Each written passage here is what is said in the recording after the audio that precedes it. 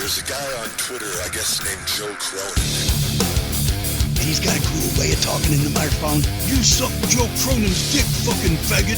And or some various version of that. You're listening to The Joe Cronin Show. Don't forget to like, comment, and body slam that subscribe button. This is the Epic Voice Guy, and I can honestly say, Joe Cronin is god awful, that is. You guys seriously listen to this guy? And now it's time for The Joe Cronin Show. And he's got a cool way of talking in the microphone.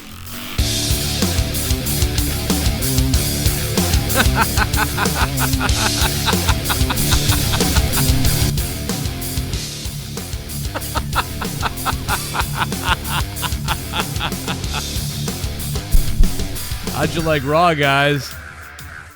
How'd you like Raw?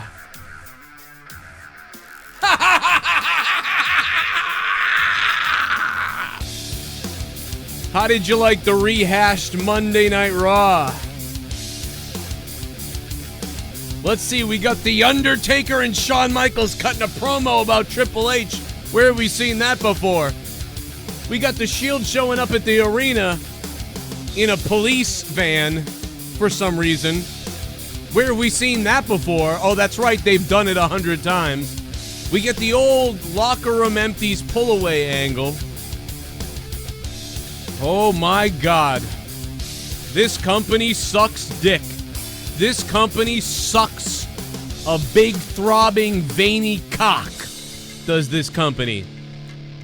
You know, earlier today, I started a Q&A on my channel, on my phone earlier. I feel like I was molested tonight on Raw. I feel like I was probed. I feel like I was raped. I feel like I was sodomized and fondled and fucked in the back alley somewhere. That's the best you have tonight. And how about all those stupid sons of bitches who thought Kevin Owens was gonna do something or show up with Undisputed or... Oh my God, get your laughing bags ready, guys. They tried. They really tried, though, didn't they? They tried to do a lot of different things tonight. I will say that. They really thought they did. I think they looked at the paper and said, we're going to have this arcing story. The Shield gets arrested. They'll show up at the end. They'll save Finn Balor. But then they won't, actually. The locker room will come out and they'll beat the Shield up. It'll be a swerve. You think the Shield's coming out to rescue. But we'll have them come out of the police van for some reason, even though they were released on their own recognizance. Now, earlier tonight, I said in my Q&A video, if you want to watch it again, watch it. It's the video before this one. I said the Shield, it would be really funny, or I might have tweeted this actually. I think I tweeted it. It would be funny if the Shield broke out of jail and stole a police car. That's what I said. But what would not be funny would be if, for some reason, the Shield was released from jail and for some dumb fuck reason was driving a police vehicle to the arena. Would the Shield drive a police vehicle to the arena, even though they have before? We've seen the same thing before. Different result this time as they get beat up. I get it. You thought Bobby Lashley was going to be something. Remember when I made my video about Bobby Lashley being dead on arrival? Bobby, let's look it up. Bobby Lashley done Joe Cronin Show. Let's look it up. And remember all the people that said, Joe, you really need to let things go. You need to let things develop. Bobby Lashley will be doing something meaningful soon. Joe, you really need to just take it easy and start liking the product. Or stop watching, Joe. Stop watching. You're crazy. Has WWE already ruined Bobby Lashley? My video from 4 months ago. And in that video, 30% of the comments are telling me that I'm out of my fucking mind. Am I out of my mind now, you dumb sons of bitches? Sitting there in the middle of the fucking ring on a magic carpet ride, finding a whole new world of fucking stink shit with Jinder Mahal's sorry ass, just so Kevin Owens, who quit a week ago and had the whole internet buzzing about, wow, he's going to come back face and it's going to be cool and he's going to do this, and instead he attacks one of the most boring fucking people on the show, as if anybody remembers what Bobby Lashley may or may not have done with Sami Zayn. I get the tie-in. I get it. It's just hilarious. So WWE on paper was like, we're going to have the Shield thing. They're going to go to jail. They're going to get out of jail, show up at the end. We'll have a great arc there. Kevin Owens, everyone thinks he quit, but he's back. And he's going to attack Bobby Lashley, who's in a fucking therapy session in the middle of the ring. And Dana Brooke's going to quit whatever the fuck. And the Bellas return. And on paper, WWE's like, damn, Undertaker's gonna surprise everyone. HBK in the middle of the ring, and the WWE staff is looking at Raw, looking at that sheet of Raw and the rundown, and they're like, "Oh, this is a good one tonight, guys. We got a good one tonight." And they're slapping hands, and yeah, you fucking idiots, dude. I understand how WWE could have thought, perhaps in their dumb minds, that tonight was gonna be a good thing, but you done fucked it up. Now here's the other thing. I said in my Q&A video earlier today in my car, I had hoped for a few things. And as I look at my Twitter account right now, I can find those things because I retweeted them out again. Let's find it. Here it is. I said, I hope tonight the WWE will have 2 great matches. 2 great matches and maybe 3 good stories. So I wanted tonight on Raw, 3-hour show, 2 great matches and 3 good stories. I would even take half of that. We instead got 1 awesome promo and story with Shawn Michaels and The Undertaker and Triple H, right? But it's been done a million times. We've already seen it 100,000 times, but it was good, still good. Seen it 100 times.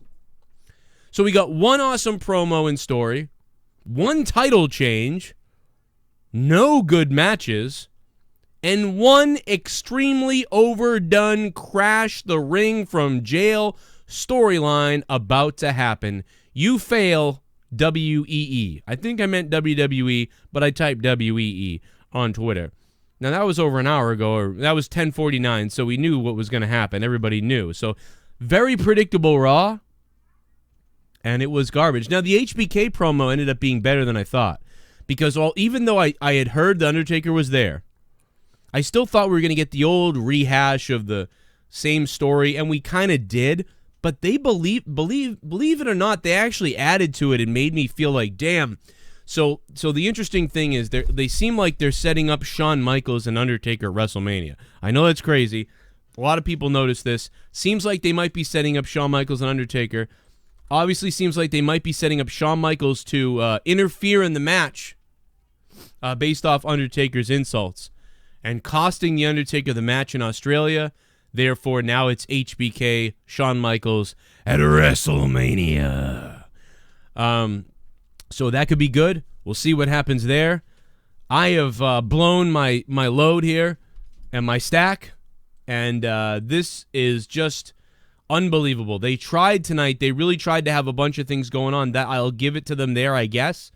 But my God, was it a failure. What the fuck did you see tonight that was good? Besides Undertaker and Shawn Michaels in the ring talking to each other. That ending has been so overdone so many times.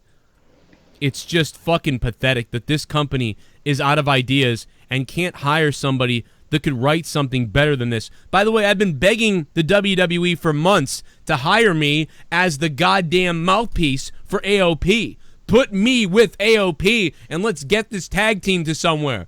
But no, you stick the 205 Live manager, the GM of 205 Live, you stick them with AOP, and by the way, he's going to dress up like them? Why? They look like the Shield.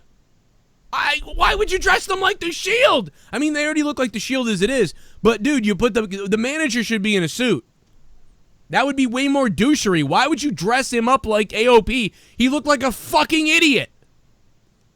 I just don't... This company is out of fucking wackadoodle. This fucking company is fucking whack job. After I watched All In the other night, you're telling me that nobody said, guys, we gotta bring some wrestling because there's gonna be interest from the All In crowd. Some people might tune back in on Monday with Wrestling Fever and they might want to see what we're doing. Like, let's have a match start off Raw or really close to the beginning of Raw, kick ass. 0 good matches tonight, I believe. Unless I missed something. 0 good matches. Let me play these donations. We're extremely behind. Let's see what you guys are saying. If you want to donate, obviously you guys support my show and what I do here. Feel free. Down below, Twitch alerts. The link is there, and all the donation amounts are all listed below. If you expand the description box down below, expand it all the way, you can see all the amounts. Or you can feel free to super chat, as some of you guys already have in the super chat. What's up to Sarah Small and Haskell420 and Samuel Gray and everybody else? Give me an erection, because this show was garbage, but it's okay because I got my Dunkin' Donuts coffee right here. Let's play a donation. Pour me a beer. You've got a new subscriber. Hey, Siphon C4, what's up, man? That's a pretty fucking cool name. Thanks for subscribing to the channel. Anybody with a cool name, certainly feel free to subscribe to the channel. I want to see your nice, naughty names down below because they're all so good on YouTube, and we're growing. Super Chat Party. Robert Hall. Forget Chelsea Green. Raw is the real hot mess. Dude, it's true. Like, dude, someone take Chelsea Green's body and put the Raw logo over her face. Because that's what this show is, Robert Hall. And thank you for the $1.99. I appreciate it, my friend. We got a lot to get to, and we got more donations coming in. I'm going to let a few pour in here. Get it all out of your system, people. We're going to take phone calls, too. Was this the worst Raw you've ever seen? I don't think so, because Undertaker and Shawn Michaels saved this. This would have been a 1 out of 10 for me. I'm telling you, on paper. Fuck yeah, I got everyone's addresses, mon. I got everyone's fucking addresses, mon. Turn this *** show on during the last 3 minutes. Oh, boy. What in the actual F did I watch? I was LMAO. Dude, when they came out in the ambulance, I'm not lying. When the ambulance, or no, it wasn't an ambulance, it was a police van. When the paddy wagon, whatever you want to call it, Finn Balor forever, what's up, bro? Dude, when that police van pulled out, when I heard the sirens, I started laughing. Like, I literally started fucking laughing.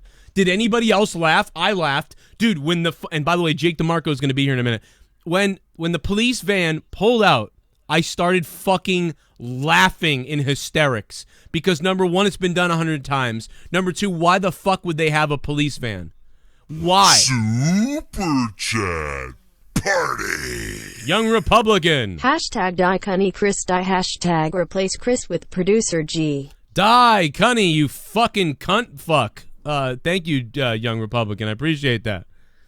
I don't know why the fuck you're talking about him. I don't know what's going on. But Young Republican, I hope you give Abraham Lincoln AIDS, bro. The Shield arrested. I actually kind of was giving it a chance, even though it was so predictable. All right, well, they're going to go to jail, then they're going to get out. I will give it to them on the swerve at the end. The Shield didn't just come down and kick ass and end the show. They got stopped, which was funny to me. But whatever, whatever. So, Young, thank you for that donation, man. Vinnie Mac, what's up? Helped Braun by beating up the Shield. Why? Yeah, and Kevin Owens came down and attacked the Shield first. Yeah, Vinnie Mac, thanks for the 2, man. Appreciate it. Was that 2 francs? I didn't see it. Or was that a European? I don't even know. Thank you, man. Vinnie Mac. You're my man. You're my man. I wanna see you naked. Give me that Superman punch in my rectum. Give me that Superman punch in my rectum. I don't care if your whole fist goes up my asshole. Roman Reigns. Roman Reigns. Gorilla Strong. The 1976 Queefing World Championship on Betamax is better than this shit. I'm high and I couldn't enjoy this shit. You telling me there's a Queefing World Championship? Gorilla Strong! Thank you for the big donation. I'm going to pause them for a few minutes now so we can get into this, and we'll take more donations if you guys want to drop a couple bucks for us. Thank you as well for the donations earlier, man. He was working out, dropping 40 on the super chats, man, and everybody else who did that. I appreciate the shit out of you guys. I will do Q&As every day if it's that fun. Okay, so let's go over to Jake DeMarco and find out what the fuck he has to say about this atrocity that happened tonight. I'm dying laughing because the Shield was able to get into night court, apparently, to see a judge. I didn't know that could happen, but they went ahead and they found a judge at 9:58 at night in Ohio to release them ROR. And that's where all our tax dollars are going, Joe. They're giving convicts police vans. If it was, yeah, I mean, it was pretty horrible. Everybody that gets arrested gets a police van now. Yeah. I don't know when that has started to happen, but that's pretty cool. I think you and I need to go rob a liquor store so we can get a police van. You know, when Stone Cold stole a cement truck, or when Stone Cold, you know, obviously, like, got a beer truck guy so he could drive the beer truck to the ring, that all made sense. You know, when, you know, I mean, sort of. You know, it didn't make sense, but it did. In the realm of what he did, yeah. In what he did, yeah. When he stole a Zamboni, like, I think he stole the Zamboni and drove it to the ring. You know, that was in the back. You don't say, "Oh, the Shield's been released on their own recognizance," and then they show up. Now, earlier I tweeted out it would be hilarious if we had footage at at the jail cell, and either the Shield broke out of jail, or the Shield beat up somebody in jail when they got attacked, and then they ended up getting spoken to and then released, and then they said, "Listen," like, and then one of the cops was like, "Hey, you're the Shield," and like they're like, "Yeah, man," like when the cop was like, "My kids love you," or whatever, and they're like, "Oh man, I like to my kids at home watching Raw," or whatever, you know, that type of thing. And the Shield be like, "Hey man, listen, we'd love to be out there for your kid one more time, but you know, we got arrested tonight and everything, and you know, we ain't gonna make it to the ring tonight, so we'll have to, you know, he can see us next week or whatever." And the cop's like, "Well, I'll give you a ride back to the arena," you know what I mean? And the Shield's like, "All right," and they pile in the car and they show that. You know, that shit would have been cool, because, like, you would have been like, "Oh, that's interesting." And then the cop comes driving out with them, and they get out of the car all badass. Then you would have been like, "Oh, that's cool. That makes sense." But they couldn't even go to that fucking effort, and instead, the Shield's released on their own recognizance, and they just show up in a fucking police car? What the fuck? Dude, you're retarded, WWE. Fucking shoot yourselves. It's ludicrous. And then anytime I think of Trish Stratus, I always think, you know, for feuds, her career, you think of Lita and you think of Mickie James, I feel like. You know, those were two of the main feuds that she had that often come to mind. Right. And originally her and Mickie were, you know, petitioning for a match against each other at Evolution. Well, now they just announced history-making, you know, match for Evolution. Lita's going to take on Mickie James. Why? You missed the mark yet again. Like, you had the perfect thing set up with Trish and Mickie. You know, maybe they're setting up for doing Mania the WrestleMania match one more time. Well, you want Trish to face Alexa. It just doesn't make sense. Like, this is why you said, you know, that they just can't put a story together. You have a story that's written for you. It's already been established. Oh, they can with Undertaker and Triple H. Why couldn't they call it one more time, or one last time, or the last time ever with Mickie and Trish? Exactly. That's what, you know, it's all spelled out for you. It's ready made, and they have this so many times. They have these ready made storylines, and then they take Drake Maverick, move him from 205 Live, and put him as the Author of Pain's freaking manager. That baffled me. I wasn't even like, oh, this could be good. Like, I had to shit on it because he looked so laughing out at that. of place. I started losing it. Like, I begged the WWE. I was like tweeting them, like, please. Like, I will work for free. Make me the AOP's manager. Let's fucking get these guys going. Like, anybody. Fuck it. Hire any. I don't give a shit who they hire. Hire somebody who can speak. Somebody in. And who can talk about these guys and piss off the audience so that they hate these guys, and then get them over with everybody. And it's like, dude, they just can't do it. Like, they can't do it. Ellering made perfect sense because of his history and his lineage working with tag teams. You know, you get Drake Maverick, and it's like, what has he done? I know he's like kind of saved 205 Live in the views of the fans, but that doesn't fit with the Author of Pain's message or tag team wrestling. It makes no sense. My name is Joe Cronin, and I've been sent here by the mastermind of tag team wrestling. I've been sent here by none other than my boss, the man I work for, Paul Ellering. And he expects me to get results with the AOP, and I won't settle for anything less than destruction. And all you people can boo all you want and say what you want, but the fact of the matter is, this is the most destruction you will ever see in the WWE. From this day forward, the AOP is here, and nothing else matters.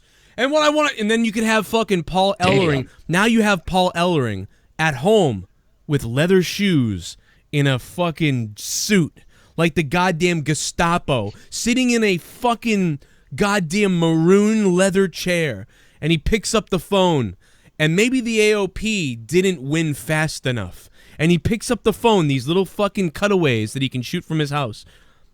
I told you 30 seconds. That was 52 seconds. Do it again, and I'll have your ass. Click, he hangs up the phone. And you get me looking disgruntled and like, motherfucking, I start slapping the AOP in the face. Next time, do your damn jobs! These people don't deserve to look at you for more than 30 seconds in the ring! And then you cut to Paul Ellering week to week, where I'm terrified that Paul Ellering is going to have something fucked up for me. One week, maybe the AOP even loses. Paul Ellering picks up the phone. I am docking you $1,000. Let it happen again and you're fired. He hang up on the phone and a pan and the fucking focus goes out of focus, and in the back it's the Legion of Doom with the goddamn tag team titles, and then the fucking fade out. The AOP is here! The story is here! But instead, you got a goofy fucking 205 Live manager dressing up as his own tag team! Sorry. You got him wearing SWAT fucking gear, looking like a tool. He doesn't fit in.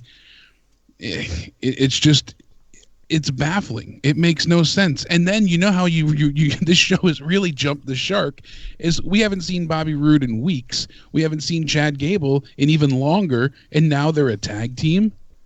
And they make Chad look like a freaking like a high school wrestling fan, like, you know, somebody that comes out like, oh my god, I can't, like, you know, it's ridiculous. He's mimicking and imitating all of Bobby Roode's mannerisms during his entrance. Bobby Roode and Chad Gable. Bobby Roode and Chad Gable are 3 days away from fucking. Okay, these two guys are 3 days away from fornicating, and it was bad. I mean, they look at each other and it's like, and the way they're going back and forth, and he's like, oh, you've been doing so much, and you know, you've really gone ahead and impressed me. And you hear Gable saying all these like loving, warm, you know, kind words about Bobby, and I'm like, we haven't seen this motherfucker on TV in months. What the hell are you talking about? What are you watching, NXT footage? I hope to God they're setting up a heel turn for Bobby. That is the only thing out of this that I could say I'm game with. If they're setting up a Bobby Roode heel turn, I can understand what they're doing. But if they go with this too long, I'm going to throw up. I have a feeling they're going to go with it just way too long. And the stuff he was saying about him, it was like I said, you know, like he was in love with him. He's like, oh, I love the way he carries himself in the spotlight. And then he comes out and he's just mimicking everything Roode's doing with the hands and the glorious, and just ridiculous.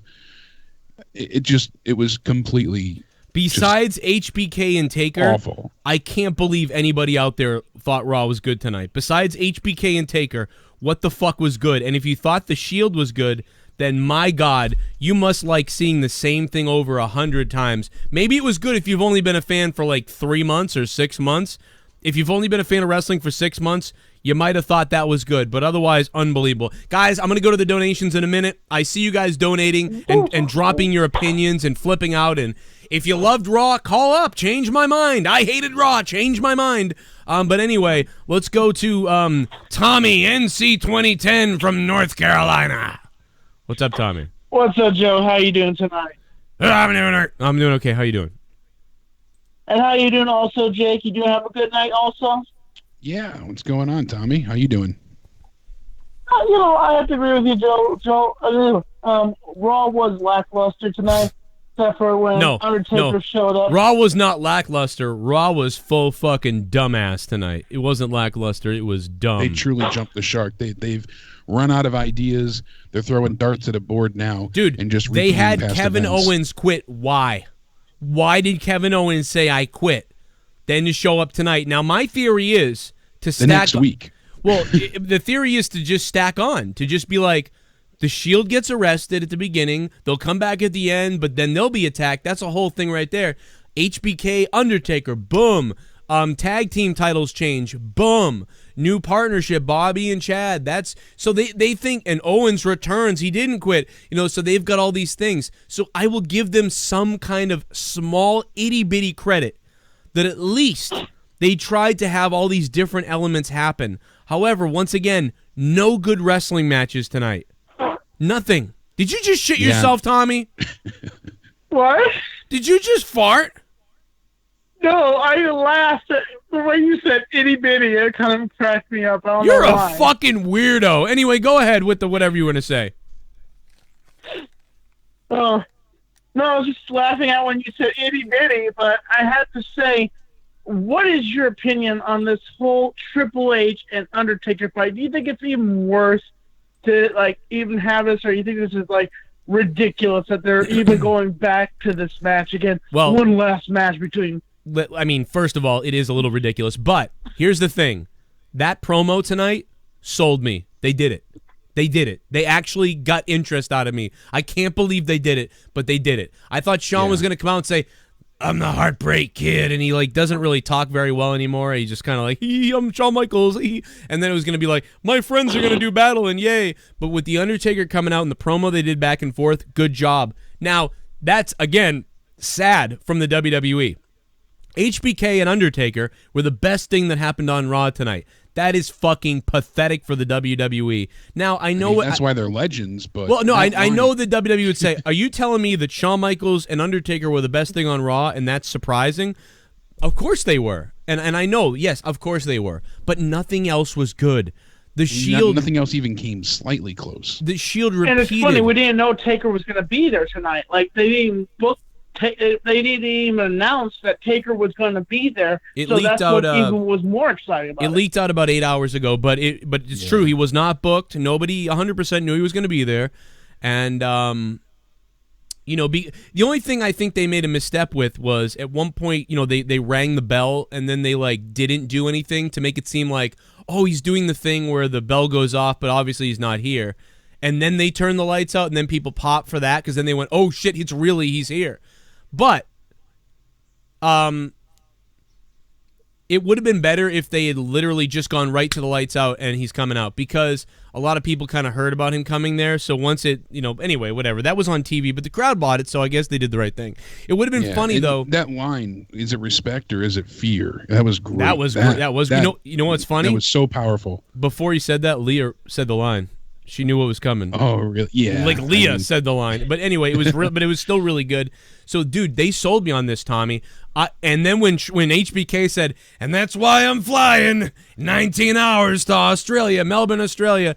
I mean, dude, that's a fucking flight. So HBK is going there for a reason. HBK is going to cost Undertaker, and he's going to end up facing, well, he could cost Triple H.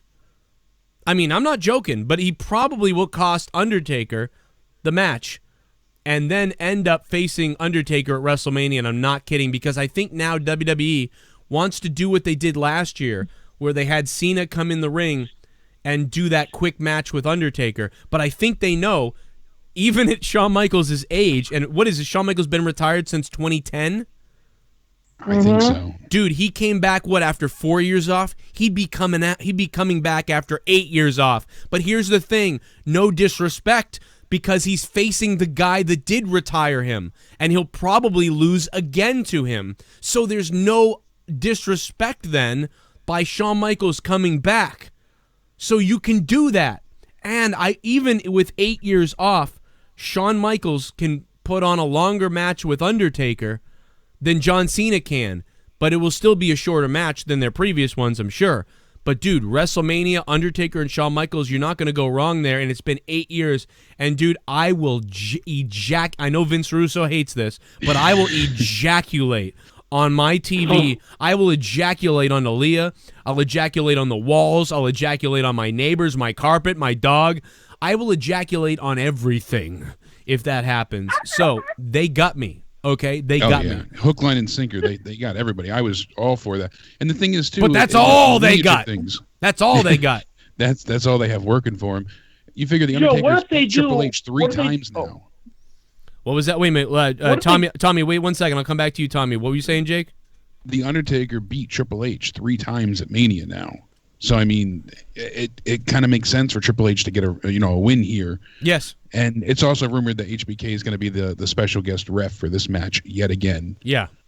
And I bet, they could do two different things. Number one, they could do Shawn Michaels. I mean, it would be rehashing the Bret Hart deal. Remember, Shawn gets so mad, he spits, or Undertaker spits at Shawn Michaels in his face.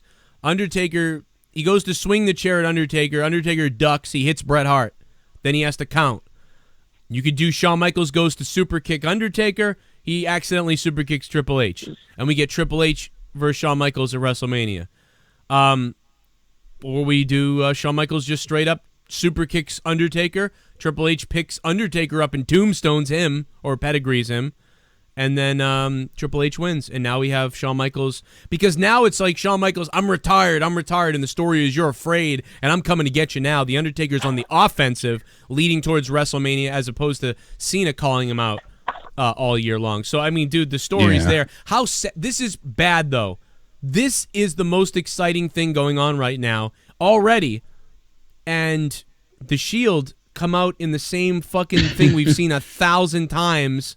The comeback out of jail ending, and not only that, they drive out a police car. It was fucking juvenile. It was like, if you're a 9-year-old, you might have cheered. I don't know. I don't even know if a 9-year-old would have cheered for that at this point. And sadly, too, I mean, there was so much that just didn't make sense. Kevin Owens came back right before this. So if they wanted to, they could have waited and had Kevin Owens, because apparently he's supposed to have some type of face turn not long from now. That's still heavily rumored. So, but why would Owens come out and go ahead and try and help Braun's side of things? I mean, the whole locker room kind of came out. So all the bad guys came out. All the bad guys came out, granted. Yeah. But why would Owens be involved since he's helping Braun? You know, he doesn't really he has an issue with Braun through all of this, not Roman. Oh, you think things are supposed to make sense? You think things are, thing, you know? And dude, and he just Owens just had a feud with Braun Strowman. He should have shown up and hit him in the balls. And then, so Owens just had a feud with Braun. Braun was just friends with Finn, sort of. Like, dude, WWE, jump off a cliff. Jump the fuck off a cliff and end yourselves. Like, you are fucking assholes. By the way, if you're a black wrestler in the WWE, you better learn to dance, motherfucker. Because if you don't dance, if you're a black wrestler in the WWE, you better learn to dance, boy. Because if you don't, you'll be sitting in the middle of the ring on a magic carpet ride with the fucking Jinder Mahal flying to a whole new world while making out and smiling with the motherfucker. Okay? Because WWE is racist. If you don't dance, you're no friend of Vince's. My God, you better start the shuck and jive. Because, I mean, dude, let's face it, though. Bobby Lashley is about as entertaining as a butterfly fucking sitting on a flower while shitting itself. Like, I mean, like, it's just fucking awful. That's not even a good comparison, because a butterfly is like, oh, look at the beautiful butterfly. But look at the beautiful Bobby Lashley smile. Like, fucking dude, you might as well take a fucking doll and paint it, fucking leave it in the corner and put a hat on it and stare at it all day. That's what Bobby Lashley brings. This guy sucks in WWE. They took a plastic spoon and colored it with a Sharpie. Like, dude, Mike Bennett took out a little reflective. That's the smile. That's Mike Kanellis took out the entire Shield tonight, as far as I'm concerned. Did you see that? Yeah, amazing. Little Mike sighting. That was, you know. Better start to dance, motherfucker. If you black, you better start to dance. And that's the thing, like the report that they had from Baron Corbin about Lashley, saying how he's, you know, vindictive and violent, and that's why he needs anger management. What has he done in recent times that even hints towards him needing anger management? Well, I mean, I think that's obviously that's the heel thing, telling a guy who clearly never really gets angry that he needs anger management. That's clear as just a patronizing thing, obviously, to do. Yeah, so but I think they were but the way that Bobby took it, he was like, "Oh no, I do need it." He wasn't just like being the face and being like, "No, this is wrong." Like, he went with it, saying like he did need it. I mean, I get what it was. It was patronizing him, but it's stupid. It was just so silly. It was just such a pointless. But that's the least problem I have with it. Bobby Lashley has it just stacks on. It's all compiling. You know, one fucking stupid, ignorant, awful segment after another. Baron Corbin is boring. On top of each other. Baron Corbin is boring. Everything he's done. The only reason why Baron Corbin was entertaining recently was because Finn Balor put some makeup on. Baron Corbin has not been entertaining whatsoever, and Bobby Lashley is as entertaining as a fucking pile of rocks.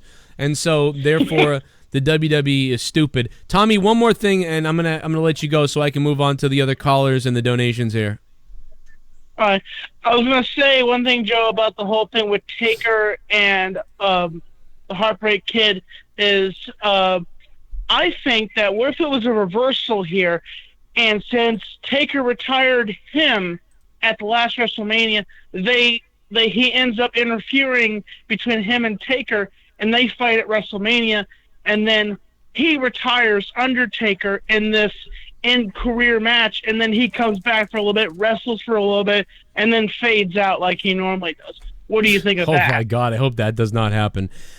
Here's my opinion of it. I think because Shawn Michaels was retired by Undertaker, I believe that Shawn Michaels has refused many matches. He's refused AJ Styles matches. He's refused matches with a ton of guys. But I don't think Shawn Michaels would be opposed to coming back in the ring with The Undertaker.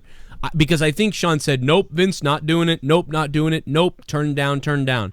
But now Vince comes to him and says, Shawn, come back for one more match. I told you, Vince, I'm not coming back. I know I love AJ Styles. I love all these guys, Seth Rollins and stuff, but I'm not going to come back and disrespect The Undertaker. And these guys are so good, I'm not even going to be able to go with them and everything. Shawn, come back, and we're going to give you The Undertaker. Therefore, you're not stepping on what you did with him, because we're going to give you The Undertaker again. And The Undertaker is going to beat you anyway, so it's like the same thing always happened anyway. So it's not stepping on the toes of The Undertaker. And you can wrestle a guy who's probably in worse shape than you are, still even not being back, and you can dictate the pace of the match without looking bad. Oh, it's a win-win for Shawn Michaels. And that's what made that segment work so well, is that we've known as fans for years now that Shawn's been offered, multitude, millions of dollars, and time again he's passed it up out of respect for, The Undertaker. So for them to bring that up and, do a little bit of that fourth wall breaking made that segment feel much more real. And for Taker to address it like he did, that's what really made it so perfect. Imagine that Shawn is the special guest referee. Undertaker goes ahead, tombstone. It happens. He pins Triple H, and Shawn can't count to 3. Right. He can't do it. He can't see Triple H get buried again. And that's where they go with it.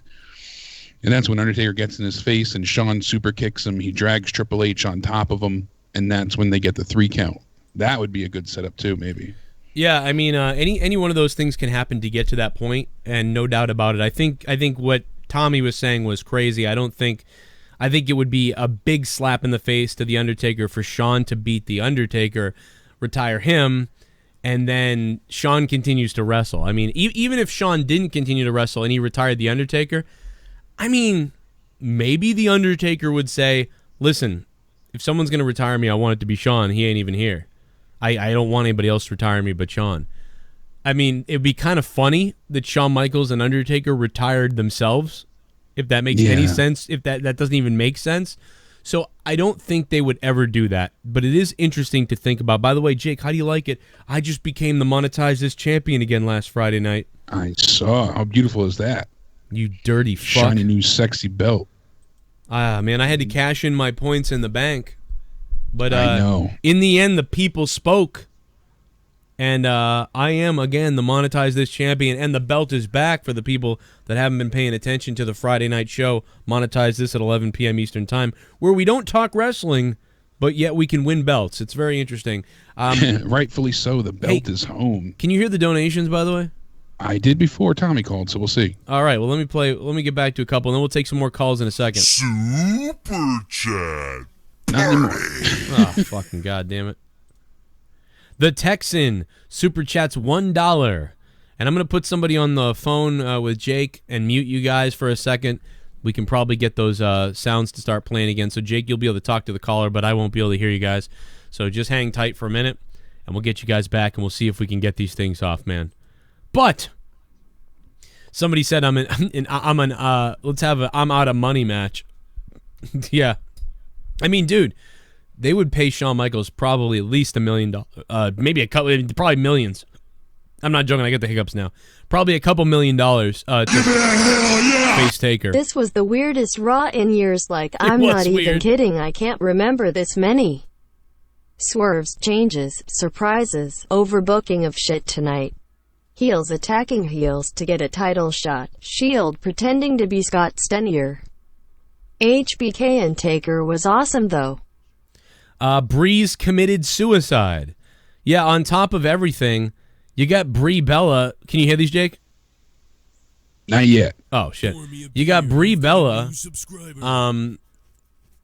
like almost dying tonight. So here's the thing: everyone's blaming Brie for the first dive. Earlier in the night, she dove towards the announce table area, and Sarah Logan. Oh shit! I go for a 2-hour workout and come back to the fucking authors of Spud. Took the entire Raw roster to attempt to build sympathy for Reigns. Joe, I have to ask, are you all out? I sure fucking am. Cronin, give me a 2 shit. Oh man, the Goon 2 shit. Thank you, Goon, for the 316. But yeah, the first time was Sarah Logan's fault, I believe. Brie was supposed to get hit in the head as she suicide dove. Anthony Rodriguez, thank you for the subscription, man. What's up, man? Buenos noches. Yeah, I think she was supposed to dive out and then get hit in the head, but Sarah wasn't there, so she instead looked like shit. I got so many questions. Me too. Why is Drake Maverick randomly the new manager for AOP? Because WWE's stupid. Why was Drew Gulak the only 205 guy there in the beatdown? Heels attacking heels. Yeah. Was this put together in a random generator on WWE 2K19? And why is Brie Bella trying to die? I don't know what's wrong with Brie. Taker's old ball sack. Thanks for the donation, Taker's old ball sack. Yeah, then Brie almost dove on the last suicide dive. Hey, Hazer246, thank you for subscribing to the channel. Appreciate it, man. What's up? And oh no, he subscribed on Twitch. Thanks for subbing to my Twitch channel, which is twitch.tv/JoeCroninJCS. Hear these, Jake? Yes, indeed. Aha, now we're good. Donations are coming through. We're going to let a couple more play, then we'll go to the calls and see what's up. But Hazer, thanks, man, for supporting me on Twitch. And thanks to everyone who re-upped on Patreon. Remember, 40 hours of bonus content for you guys a month, so join the Patreon. It's big time over there. And we got more coming. Over 300.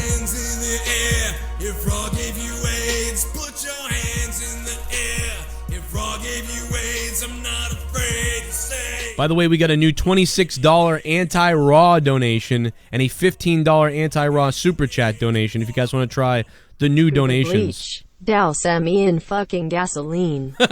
Take away the awesome HBK and take our promo and I lose my erection. Yeah. Show was trash. The repeating of the same matches week after week after week is fucking ludicrous. Ratings deserve to be worse than last week. They won't be, though. Haskell420, thanks for the donation. The ratings won't be that bad, though, because they had the Undertaker show up, and the interest with the Shield will keep some people watching longer, so the ratings will be about the same. After watching All In, I'm really having a hard time watching this shit. Right? I almost have to pretend to be excited for future WWE pay-per-views. All In wasn't perfect, but it was a fuck ton better than what WWE is doing. Hashtag fuck Roman. Hey, Movado, man, thanks for the donation. I love you, bro. Appreciate it. I agree, man. It's hard to watch All In and then see this. I'm surprised that someone at WWE didn't say, we got to have one match to start that's badass, or 2 matches or something, and we got 0 of that, so that's unfortunate. 513, hang on 1 second. Let me go to 301 on the call. 301, what's up? Hey, Joe, Jake, how you guys doing? How you doing, man? How's it going? You guys mentioned about Brie. I was just going to say, maybe you think she tripped on the second rope as she dove through, like, well, okay. So the second one, the first one was clearly, I believe, Sarah Logan's fault, because Sarah Logan was on the ground, so no way Brie Bella was, trying to dive through the ropes. She saw her on the ground, and Brie kind of jumped through the ropes to hold herself up, which is what you do when you expect someone to forearm you, and then you get rejected onto the side. And you saw Sarah Logan, like, quickly got up and tried to get there, and then hit her, and it was, so she kind of saved it. But to me, that wasn't Brie's fault, that one. I'm not sure, but I believe that one was not Brie's fault. She was getting all kinds of heat on Twitter about it, but I think it was Sarah's fault. But then the second one, clearly, then she didn't make it through the second rope, which is just... Which might have been her nervousness, because Sarah wasn't there the first time, so maybe she was a little nervous, diving the second one. But anyway, that's what I think happened. Sarah's just, she's just such a butt. She's just horrible. But honestly, dude, I blame it on the other girls. The other girls should have moved closer to the ring, so they could have fallen back with her instead. But so I kind of do think the other girls should have been there, especially knowing it's Bree, not fucking Bret Hart diving through the ropes. They should have been closer to the ring. And that's what I would say. If I was showing that tape in the back to the girls, I would have said, girls, like, look at where you are. You know, Bree's first night back, going through the ropes is tough. You know, move closer to the ring next time. You can take care of her better that way. And that's what I would say. You think that's like the most overrated move? In the I hate it. I literally, I am so disgusted by it, dude.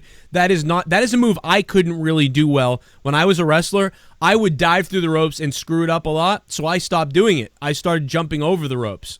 And yeah, it's like, dude, people do it like it's a drop kick. It should not be done like it's a drop kick. It should be done for, like, very few superstars should do it, but it's like everybody does it. It's very lucha. It's a suicide dive. It's for a reason, There was a tope suicide. I mean, it's a luchador move. It's a lucha libre move that they do all the time, but it's kind of mutated its way into the American wrestling, and I don't like it being there as a drop kick. But anyway, that's what I think. And the apparent dichotomy of the Bellas to the women's roster, currently is just so outstanding and astounding that it's just baffling. They do not, hold up to snuff compared to Sasha and Bayley, or even, Ember Moon and Dana Brooke. The match they had was miles ahead of what we got from the Bella Twins tonight. And just seeing them return, it's like, it makes it feel like it's the Divas time again, or even, 2013-ish.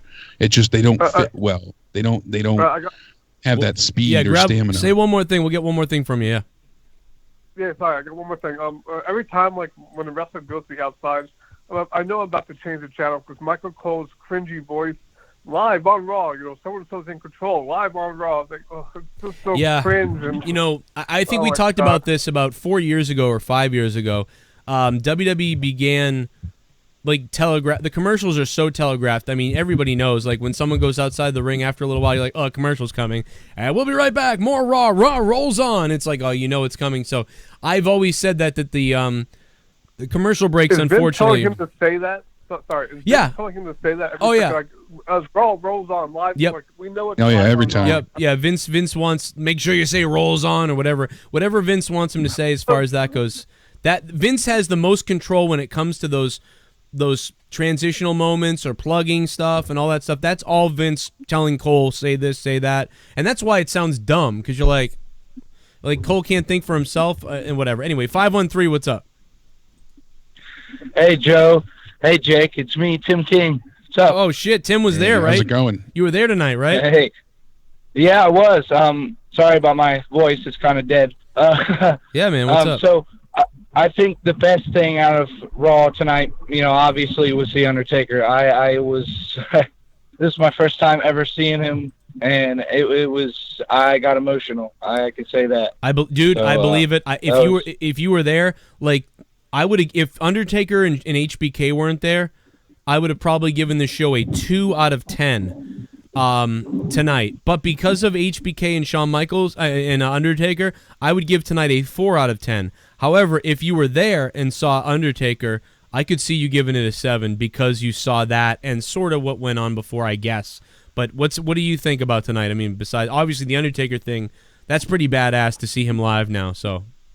Oh yeah, that was actually one of the only reasons why I wanted to come down to this, because of that rumor that he was going to be there, and with him actually being there, just made it all the better. So, I'm right there with you, man. This show was weird. I don't understand what they were doing with the whole, bringing out the whole roster to attack them. I was like, whoa, what is going on? Well, here's the thing with that. Okay, so let me set that straight real quick. Remember, Baron Corbin's in charge. So Baron Corbin, obviously, he sent most of the heels out there most of the night. So obviously that's like Baron Corbin being a dick probably or something. So, and he had them arrested. So, that's not that crazy. That doesn't bother me that much. What bothers me is that we've seen it 1,000 times. Right. And I mean, driving the police car there was goofy as hell. One of the things that was actually pretty brutal. I saw Seth Rollins' arm all cut up from that spot with the police car. He got hurt. It looked like it was pretty bad, honestly. Yeah, he kept looking at his arm when he was lying on the ground getting his ass kicked. That was pretty cool. That was kind of cool. But I don't know if you heard me earlier. I had said I wish that they sort of got a ride from the cops, or they had like told that story. Like, my kids are big fans of you, and then like, I'll get you back to the arena. You know what I mean? All that crap, you know? Yeah. But whatever. I don't know. I just thought that'd be a nice touch. Instead of them just showing up with a police vehicle, why the fuck would they show up with a police vehicle? All right, but yeah, man, overall, I give Raw, I'd say a 5. I mean, maybe a little lower. I got you with a 5. You were there. I mean, it's definitely higher because of Undertaker. Yeah, no, you were there. I get you giving it a 5, being there. I mean, ideally, when you're there, you want a 7 usually. So to get a 5 isn't even that good. And I'm giving it probably a 4, maybe a 3, and only because Shawn Michaels and Undertaker. Otherwise, dude, everything tonight was horrible. People thought Kevin Owens had this big thing planned or whatever. He just comes back and acts like an asshole and helps the guy who's been attacking him for months. I was like, what the hell? Like, you didn't change anything. I agree, man. I think if you watched it on TV, you would give it a 3 or a 2. But I think because you were there, a 5 is. I can understand it, I guess. Yeah, when I get home, I'm gonna probably pop it up and do the replay, and I'll probably change my opinion. But all right, man, I'm gonna jump off here and give my voice a rest. Absolutely, Tim. Love you, bro. Thanks for telling us about the show. Anything we didn't see on TV? No, there was just just the Shield struggling to get up. That's about it. All right. Well, Tim, thanks, man. All right, no problem. Thank you. Thank you, man. Have a great night. Long-time listener, long-time donator, too. Thank you, Tim. Yeah. I can certainly understand his 5 comment, because seeing The Undertaker is always, especially with Shawn Michaels there, that type of promo they had. But, the intro, it's hard to even put the Shield, truly together as a face team entirely with all their actions. Like you said, there were so many things that just didn't add up and quite really make sense. And that's one of the things I always have the biggest problem with. I mean, one of the things I wanted to address with you, I didn't see a lot of people bring it up, but the first time Renee Young filled in, I really enjoyed her. I thought she was great, and she was like a little bit of a breath of fresh air. She wasn't as repetitive as most of the other commentators. She just felt more natural. Tonight, she felt like a female Michael Cole. She barely added anything to any of the conversations and commentary in general. Most of what she said was like, oh wow, or these little like, oh my god, unbelievable kind of retorts. She barely said anything, and she just, if she did, was like a parrot. She just mimicked what Michael Cole had to say. Yeah. She was basically not allowed any free thought or chance to speak, and it was just, it showed. It was awful. She sounded ridiculous most often. Renee Young sounded like no soul Renee Young. It was fucking like terrible. She didn't want to be there. Yeah, Renee Young was, it's not that she's bad, just a waste of time. It didn't need to even happen. It didn't, whatever. Listen, I want to tell everybody, I hate to keep plugging it, but I got to mention it just out of, obviously, to survive.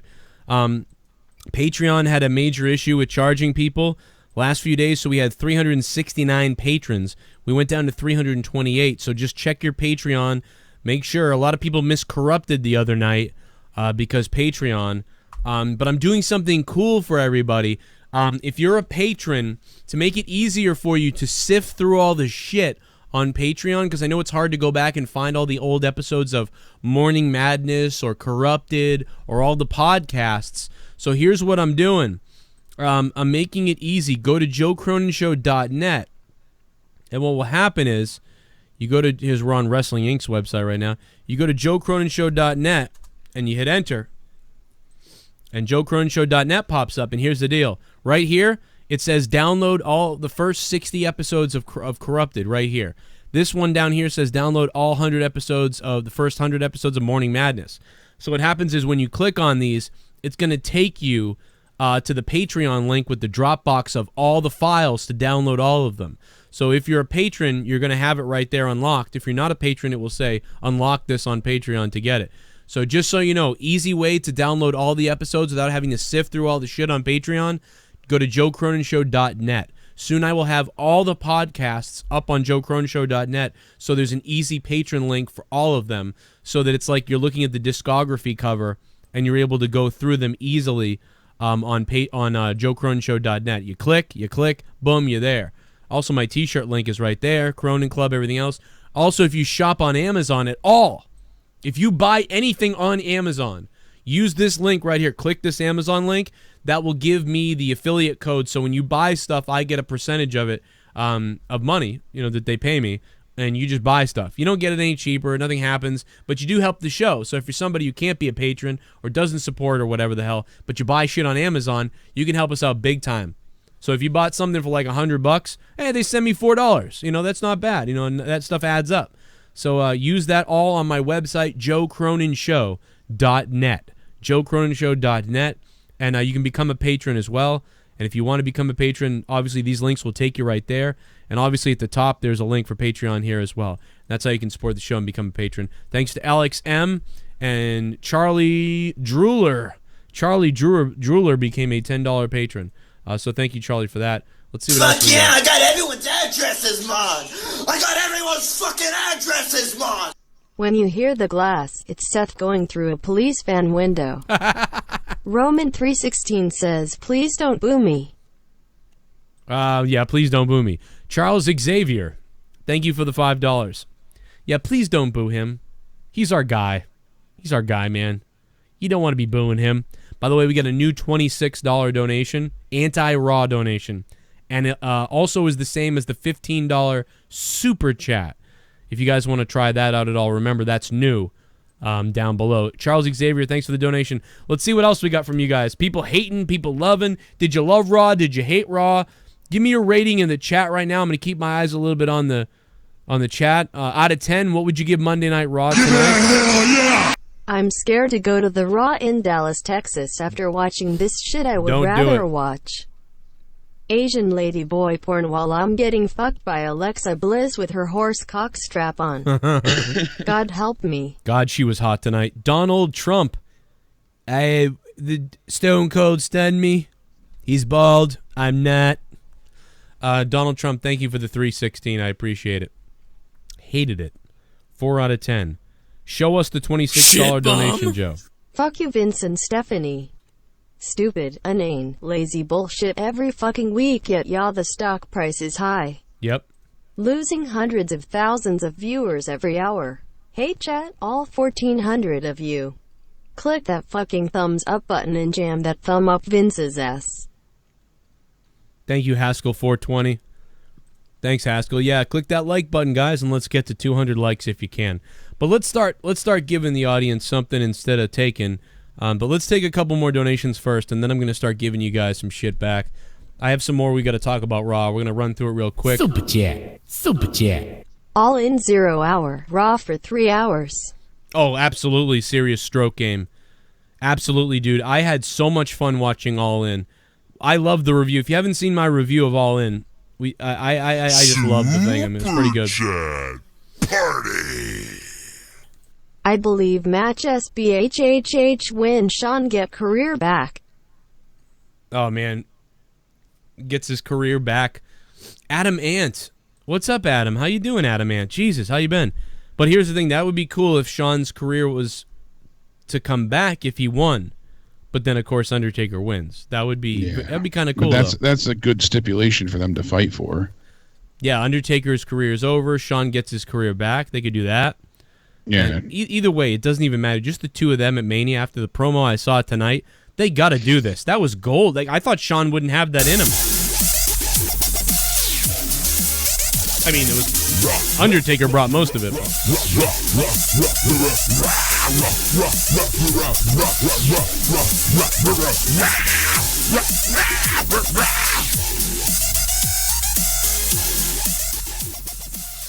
I want to see a Judy Bagwell on a pole match between Undertaker and Shawn Michaels at WrestleMania. Shout out to the chat. What's up, Joe and Jake? Happy Labor Day. Absolutely, man. Gorilla Strong, what's up? And Gorilla, thank you for all the support you've given tonight. Yeah, happy Labor Day right back at you. And Gorilla Strong, Shawn Michaels going to have to grow his hair back. I don't know. Can he grow his hair back in time? Get some hair plugs. Yeah, I don't know, man. Yeah, you could do hair plugs like Hogan. It might grow again, because he had some pretty good hair. I mean, other than the little bald spot. I mean, I have the same bald spot now that Sean has now. So, I mean, I think his is a little bit worse. RJ, thanks for subbing to the channel. If you guys are new to the channel, sub down below. Don't miss my I got podcast. everyone's addresses, Mon. I got everyone's fucking addresses, Mon. Hornswaggle for AOP manager. Gotta turn that one down. That donation loud as shit. Hornswoggle. No, that would be bad, but basically what he looked like tonight. Makes about as much sense as Drake Maverick. Yeah. I didn't like that. I felt that was, dude, Abel Salas Jr. What's up, Abel? How you doing? Abel Salas Jr. I mean, Drake Maverick made no sense. And then, you had Drew Gulak at the end, screaming in the faces of Roman in the Shield saying, "You don't run things around here no more." And that was cool to see Gulak doing that, but are they going to play up on the fact that 205 Live's running in and trying to become a threat? No, they're just going to forget about it next week. It's just going to be overwritten. This is what it's like. Here it is. To watch Monday night. Oh, what the hell am I staring at? What the fuck? Oh, Vince McMahon, you're killing me. Vince McMahon, this wrestling give me a disease. Oh, Monday Night Raw sucks. Oh, SmackDown Live also sucks. And if they call someone up from NXT, I know they're gonna get really bad quickly. Oh, I wanna die. Wrestling die. I wanna die every Monday night.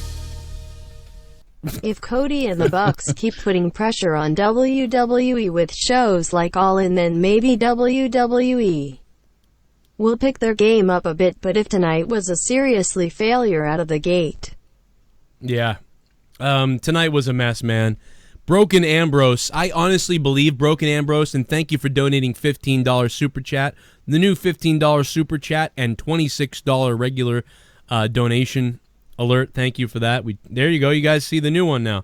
I think WWE really believed they had such a smart Raw in their pocket. I thought they felt like they had a bunch of stuff going on, and down on paper, they were like, damn, we're really bringing it tonight. This is going to be good. And I don't think they they're understand. patting themselves on the back big time. If you're an idiot, then this show was damn good.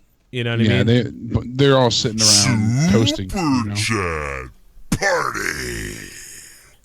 Charlotte is the Roman of the women's division. Bella Twins, hold my beer. What's up, guys? Raw sucked. I rather watch a Browns game. Lol. 3-10. 3-10, probably the score of the Browns' first game this year when they lose. But Generated, thanks for the $4.99. I agree with you, man. Dude, I would rather watch the Browns because I'd be like, because you're watching the Browns to see if they win. It's like watching Kurt Hawkins at this point, right? Because the first time the Browns win, you'll be like, holy shit, the Browns won, you know? Can they do it? Can they do it? And if they lose, you start laughing. So, like, either way, you get more entertainment from a Browns game. You are entertained thoroughly. So, Generated, thanks for the donation, and yeah, man, you're fucking dead on with that. Anything else, Jake? Yeah, Matt Hardy tweeted out, he said, did Paul Ellering submerge himself into the lake of reincarnation while I was away on the road? Talking about Drake Maverick. That's just fucking, that's great. That's pretty funny. Oh, I love that. WWE announced Triple H and Mick Foley's going to return next week on Raw. So they're going to have, probably them two in the same kind of segment that we got HBK and The Undertaker. And hopefully it's good. With Mick, it can be really hit or miss at times. It depends. Hopefully they're not going with like the "this is so dangerous" angle. We'll see though. They also announced that we're going to get Ronda Rousey and Natalya taking on Alexa Bliss and Alicia Fox. And that's one of the things I wanted to bring up about tonight. I don't know why Alexa Bliss always has to do that same kind of typical promo where she goes ahead and she says, oh, I'm for such and such a thing, and then, oh, no, I'm not. Screw my hometown. She does it all the time. I want to thank the fans.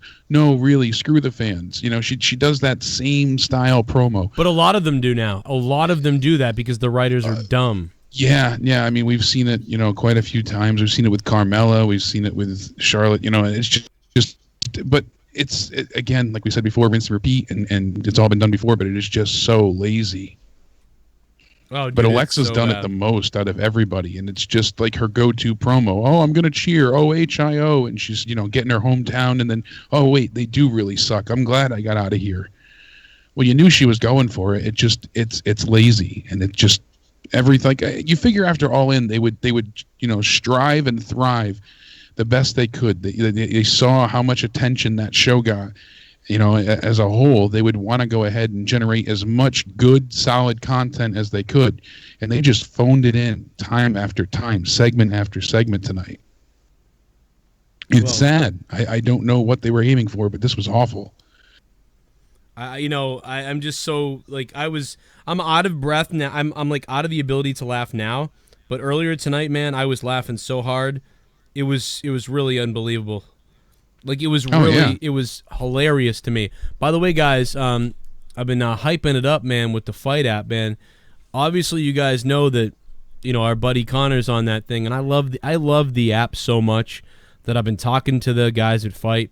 And I got to tell you, man, I want to put a show that we've never done before on that Fight app, because that Fight app is so badass. So what I want everybody to do, if you got your phones or your Twitter out in front of you guys, I just tweeted this out. And I tweeted out, who wants Joe Cronin Show to have its own show on the Fight TV app? And we would be interviewing wrestlers. We would be having a hell of a time over on the Fight TV app. They did a great job. I mean, although mine didn't work this weekend, but they did a great job overall with everybody else's. There's so much content from StarCast and All In that it's incredible. So if you guys would like, check out this tweet right below my pinned tweet on Twitter at CorruptedPod, my new Twitter account at CorruptedPod. Go follow me there and like and retweet this if you think you want one. And if there's enough demand and we kick some ass, Fight TV, they might throw us on their app over there and we can get a new show going, because I like creating stuff, and that would be a new avenue to create stuff. It's probably the biggest place to put a show that I could put a show besides YouTube. It's probably YouTube and then the Fight app, because after that it's iTunes, and people don't find those podcasts too well. So aside from Patreon and which are people come from YouTube, there's nowhere really else to thrive as a wrestling show except the Flips Fight app, which has been really exciting to watch this weekend. I wish I was on there before so I could have been down there in Chicago, but this was fun. So feel free to go ahead and support that way. Jake, anything else you want to say? And then we can roll through this. Actually, he's going to do something, so let me cover. I'm going to roll through Raw, because I want to go from the beginning and just kind of blow through this real quick. I know we made several points about several different moments tonight, but I really do want to kind of go from the beginning. The whole situation at the beginning, Braun comes out, Dolph comes out, Drew comes out.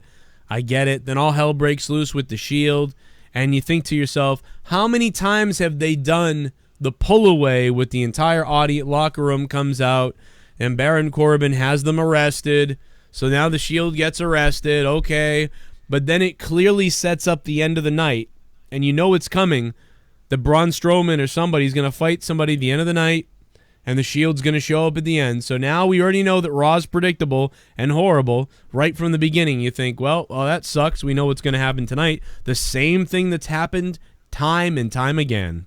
And then we are not. And then earlier in the day in the Q&A video I said I wanted to see some good matches tonight, 1 or 2 solid, awesome matches, and we did not get that. But instead we get the Bella Twins. It was Botchamania, Bella Botch. Nikki did a pretty good job. Poor Brie had trouble, but also Sarah Logan, just everybody. It was a fucking botch fest. And it was a mess. And I'm going to go back to the phone calls in a minute, just for you people who want to talk. 606 called earlier. A bunch of numbers called. I will try to get you on in a minute. I'm going to go to the phones. I'm going to blast through them. The Bella Twins versus the Riot Squad. Terrible match. Not a good way to start Raw. So we get predictability garbage. The Bella Twins. I think it's garbage. If you're a younger fan, maybe you loved it because, the Bella. Then it was good for you. The Shield and Bella Twins. If you were like a girl, you know, who's like 15, you liked the show. Maybe. That's an insult to some of the women out there who probably hated the show. But Chad Gable and Bobby Roode come out looking like they're about to make out with each other, and then they take on the Ascension. Chad Gable and Bobby Roode take on the Ascension. That is full-blown AIDS. As expected, Chad Gable and Bobby Roode, of course, get the victory. The Ascension saying they've never accomplished anything. Yet they've both been champions multiple times, and the Ascension has never done a fucking thing. So that was just full-on retarded for the Ascension to say. Garbage match, garbage people at this time.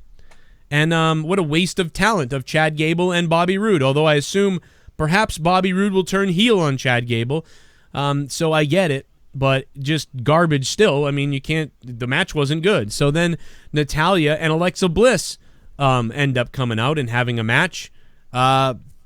Natalya versus Alexa Bliss. Not a very good match once again. Oh well, the match happens. Alexa Bliss wins. I couldn't give a crap about Ronda Rousey for the most part. They tried to build the story thing. It kind of was there, but I didn't care.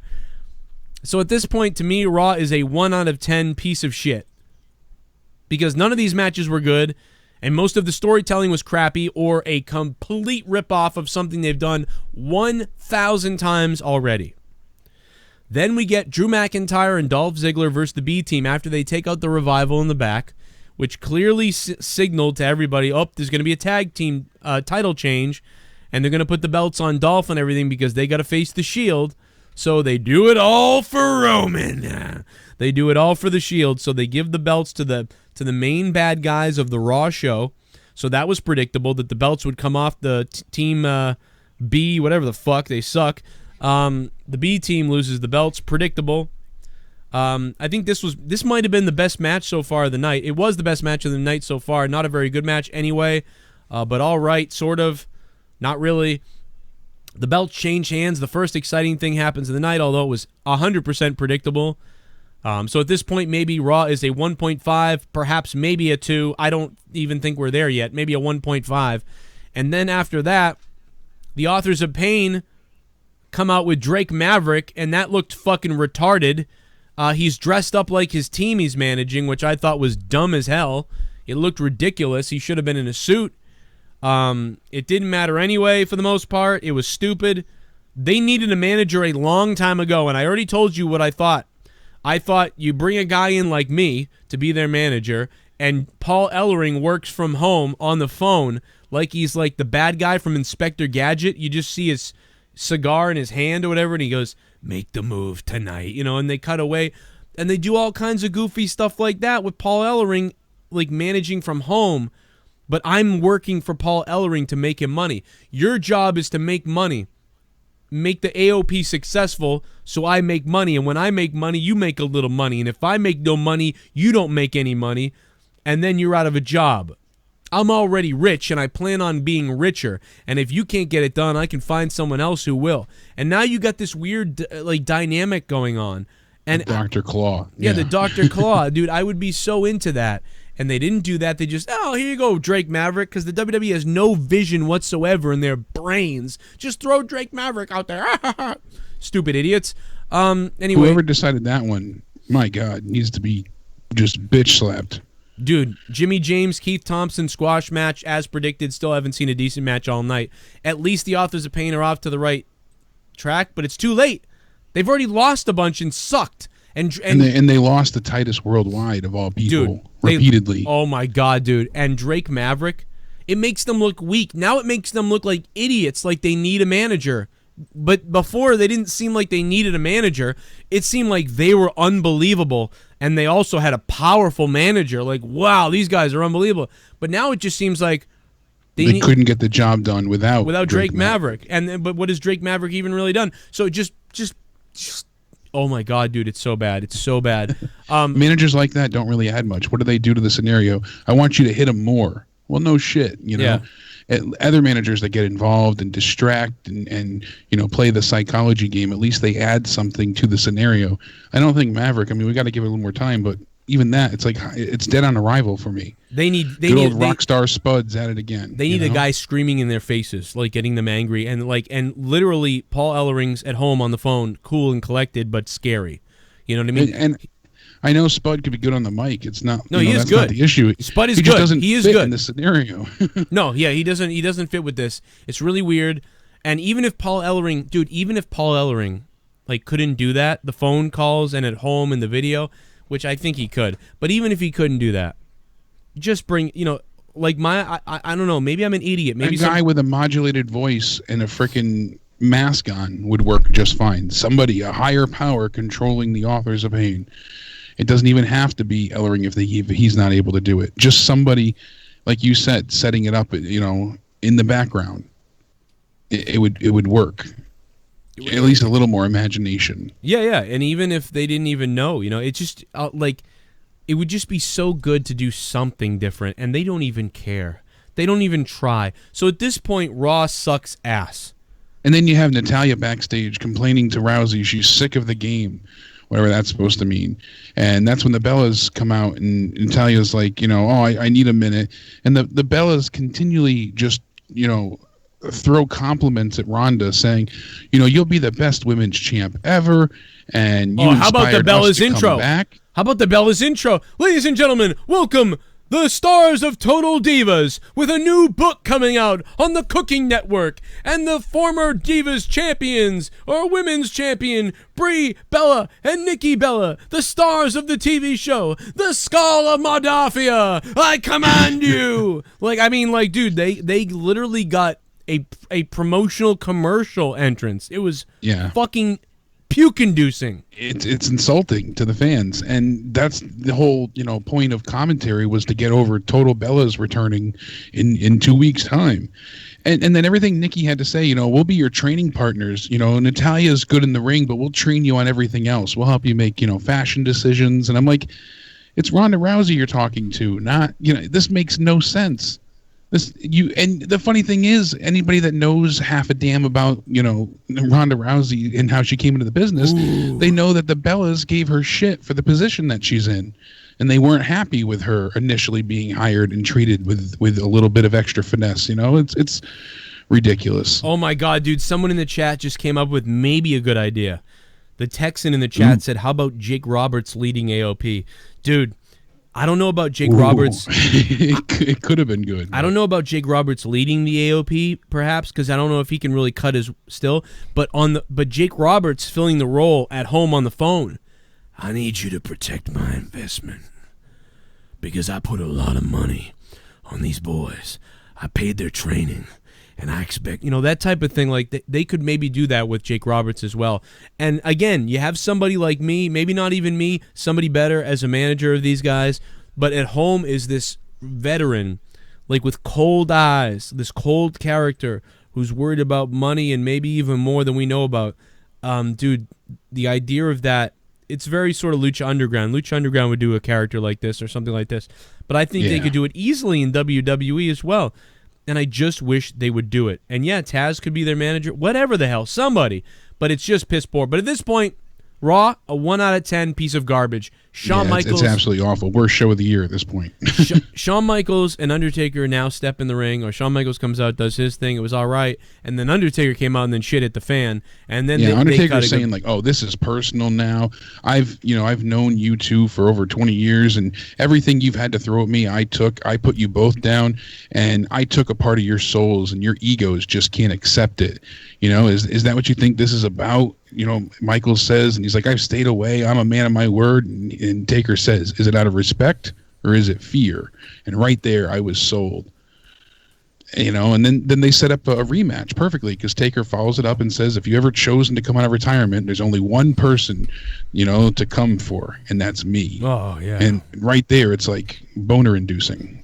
So to me, Raw goes up like 2 points, 3 points right there because of that promo.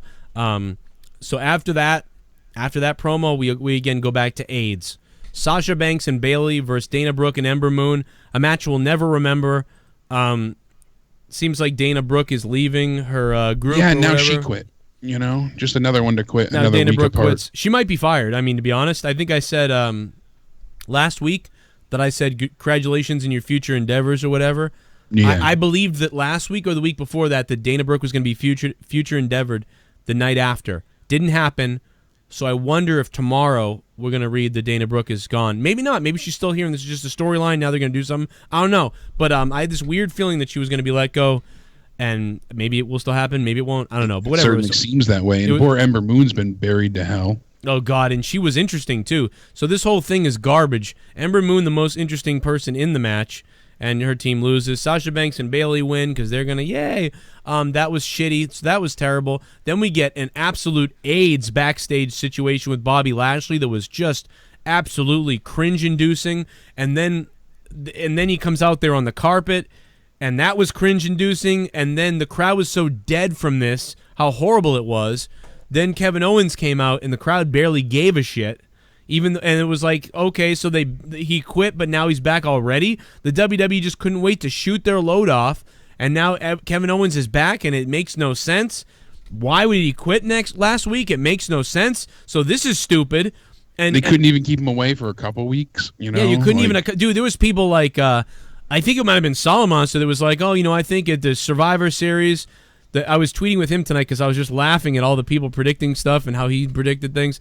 And I'm like, oh, come back at the Survivor Series with Undisputed. I don't want to see that. I don't want Kevin Owens anywhere near Undisputed. I don't put them near each other. And I don't want Undisputed up on Raw either at all. Keep Adam Cole the fuck away from this shit.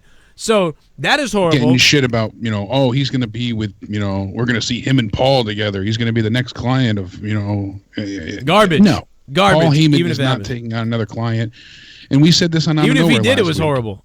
We said it wasn't going to happen. Everyone's like, no, I see him with Paul, and we heard it. And everybody and their mother made a video reporting this, and we said, no, it's not going to happen. And in fact, I think we even mentioned at one point, like, I know that I mentioned at one point, and I don't know whether it was on the review or a couple days later or something, I said, dude, it's probably be that fucking Owens just comes back next week. And it's just a thing to tease, which they said. That was out of nowhere, yeah. Out of nowhere, okay, so yeah. So it was said, and it was like, here you go. They don't know what the fuck they're doing.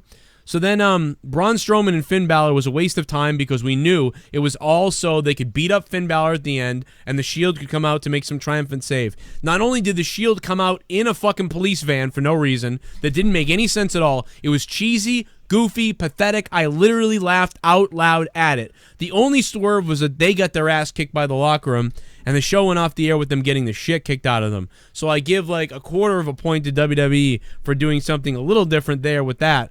But that was it, and that was Raw, and it was over. So they did a good job making Braun and them look, like assholes or whatever. So decent job. But did all the baby faces go home already? Yeah, it's weird. Nobody came out to help them. Where were the baby faces? They all were signing autographs and taking their vitamins. Again, a little shot of Baron. All you had to do was have a shot of Baron Corbin in the back and a pile of wrestlers trying to get through. And Baron Corbin saying, anybody steps through here, you're suspended for 30 days. And you know what would have been cool? If one or two of the top faces said fuck it and ran through. And then like next week, for whatever reason, Stephanie told me he couldn't suspend anyone. But they went through there even knowing they'd be suspended, and then they got beat up too. That could have been cool to have that. Do it with a minor guy, the Chad and Bobby Roode team. Have them come out, and if anybody comes out, you're not coming out on Raw next week. And now next week we don't see those two. Like you said, just something simple. Even if they didn't do that, even if Corbin had just said, anybody steps out there, you're fired or 30-day suspension. And there's a bunch of guys like trying to get out there, like, come on, man, like, what? You can't just let this happen out here. Like, come on, and like, I'm in charge, I'm the constable. Real quick shot of that, and then pan back out to the Shield getting beat up. That would have been interesting too. They don't even think about that. Fine, especially after you had everybody come out in the beginning of Raw to separate them. Right. Exactly. Like, because then it explains why it was just the heels, and it's just a little touch like that makes things. Half the audience doesn't notice or doesn't care, but the half of the audience that kind of has more of a brain goes, oh, wow, like the attention to detail matters, and they don't care. And I mean, their storylines are garbage anyway, so who cares? But these little details could help things a little bit. Anyway, Raw is piss poor garbage. I went through all the Raw tonight. Anybody can defend this Raw and give it more than a 5 out of 10. I hate to say this because it's so horrible. Everybody's entitled to their opinion, but I honestly think that you're on drugs. I honestly think that you're taking fucking drugs, or you're on fucking sodomized street. So I give Raw tonight a 3 out of 10. You know what? I'm giving it a 3 out of 10. Unoriginal, very predictable, and very horrible. And the only thing that made this show not score a 0 tonight was Shawn Michaels and Undertaker. If Shawn Michaels and Undertaker are not on this show tonight, this maybe gets a 0. and maybe is the worst Raw of 2018 and 2017. Maybe, if not for Undertaker Shawn Michaels. If not for that segment, and that being no the good best wrestling segment, match too, Jake. What was a good wrestling match? None. There wasn't one tonight. Usually we can say like, oh, at least Seth and had a good match where Seth and Dean, or there wasn't one. Having the tag titles changed hands suddenly with the B team with no triumphant fanfare about it. They barely even acknowledged that the titles changed hands. Really, it was stupid that they can go and beat up the Revival. Like, you've been building the Revival for nothing, just to erase it, make them feel pointless. There was nothing. I give tonight a 2 out of 10, and the fact that the Undertaker and HBK were the top is all that more telling that they don't know what they're doing anymore. So I'm just baffled. They have all these ready-made stories that just are easy for them to go and just follow through. You don't even have to write anything. Just follow through what's already there. Now we got to hear about Bray Wyatt and his reinvention, and they're going to push him as a face, and Kevin Owens is going to come back as a face. What are you doing? You have nothing. You have this isn't getting Roman cheered. You're not building sympathy. People don't care. Yeah, it's not. I mean, the Shield is barely even being cheered like they were. I mean, they were getting a somewhat decent response in Ohio tonight. I mean, that's the thing. Like, that's the thing, is the Shield together is like a over superstar. It's like a superstar that's over when the Shield is together. Have you ever had to say that before? It's the weirdest thing. It's and that's why they do work as a faction, because as the Shield, they get a great response. They were the top thing in the company after Daniel Bryan, but not individually. No. You know what I mean? Individually, as a stable. Individually, Dean gets cheered positively. Individually, Seth got cheered positively and now gets really cheered. Seth gets really cheered positively. And individually, Roman gets booed by half the crowd, and maybe more than half the crowd, and then cheered a lot by 40% or 30% of the crowd. It's a really weird thing. But together, the crowd agrees, they cheer. So, and one of the things we failed to mention, too, when we were talking about the accolades of Roman and how they fed everyone everything to him, I at least forgot to mention the fact that, you think back last time when Seth Rollins was injured and he came back, and they immediately had the crowd, loving everything he did. He came back at the pay-per-view, and the next night he just digs into the fans, and, he's still a heel. They could have made him, one of the biggest baby faces ever at that point. And it took up until he had that gauntlet match earlier this year after WrestleMania for him to really be adored as a face again, all because they wanted Roman to be the top face. Right. They couldn't have two big faces from the Shield at that point, and add one more. No, we have to go ahead and we got to keep Seth heel. And it literally took him almost a year to regain that popularity. And it's just... It's so devastating that that's what their decision is. Vince has this complex about, anything for Roman. And you see it. The entire show tonight was written to make sure that the Shield get cheered so that Roman gets cheered. And that they get sympathy because now they were attacked by all the bad guys. So now they really got to get revenge against those nasty heels. It's embarrassing. I don't know how to tell people to look forward to any of this or why they should watch anymore. I used to be able to pick up parts here and there and be like, oh, Raw at least has this decent aspect. There's none of it left. There's no reason. Yeah, there's nothing. Not on Raw. This is the worst weekly time in the history of WWE Raw that we've ever known. This is absolutely got to be one of the worst times in wrestling history right now, as far as week to week. If you're a younger fan, perhaps not. If you're a younger fan, some people really love the Shield, and maybe some of the younger crowd enjoyed the show tonight. I challenge you, if you want, to try to call and tell me. I'm not gonna be mean to you or whatever. Tell me we're why. Not gonna lambaste you into next week. I mean, a little bit, because I just don't understand how you could have liked tonight's show. Because out of 3 hours, I don't see how you could have gotten a good grade here for Raw.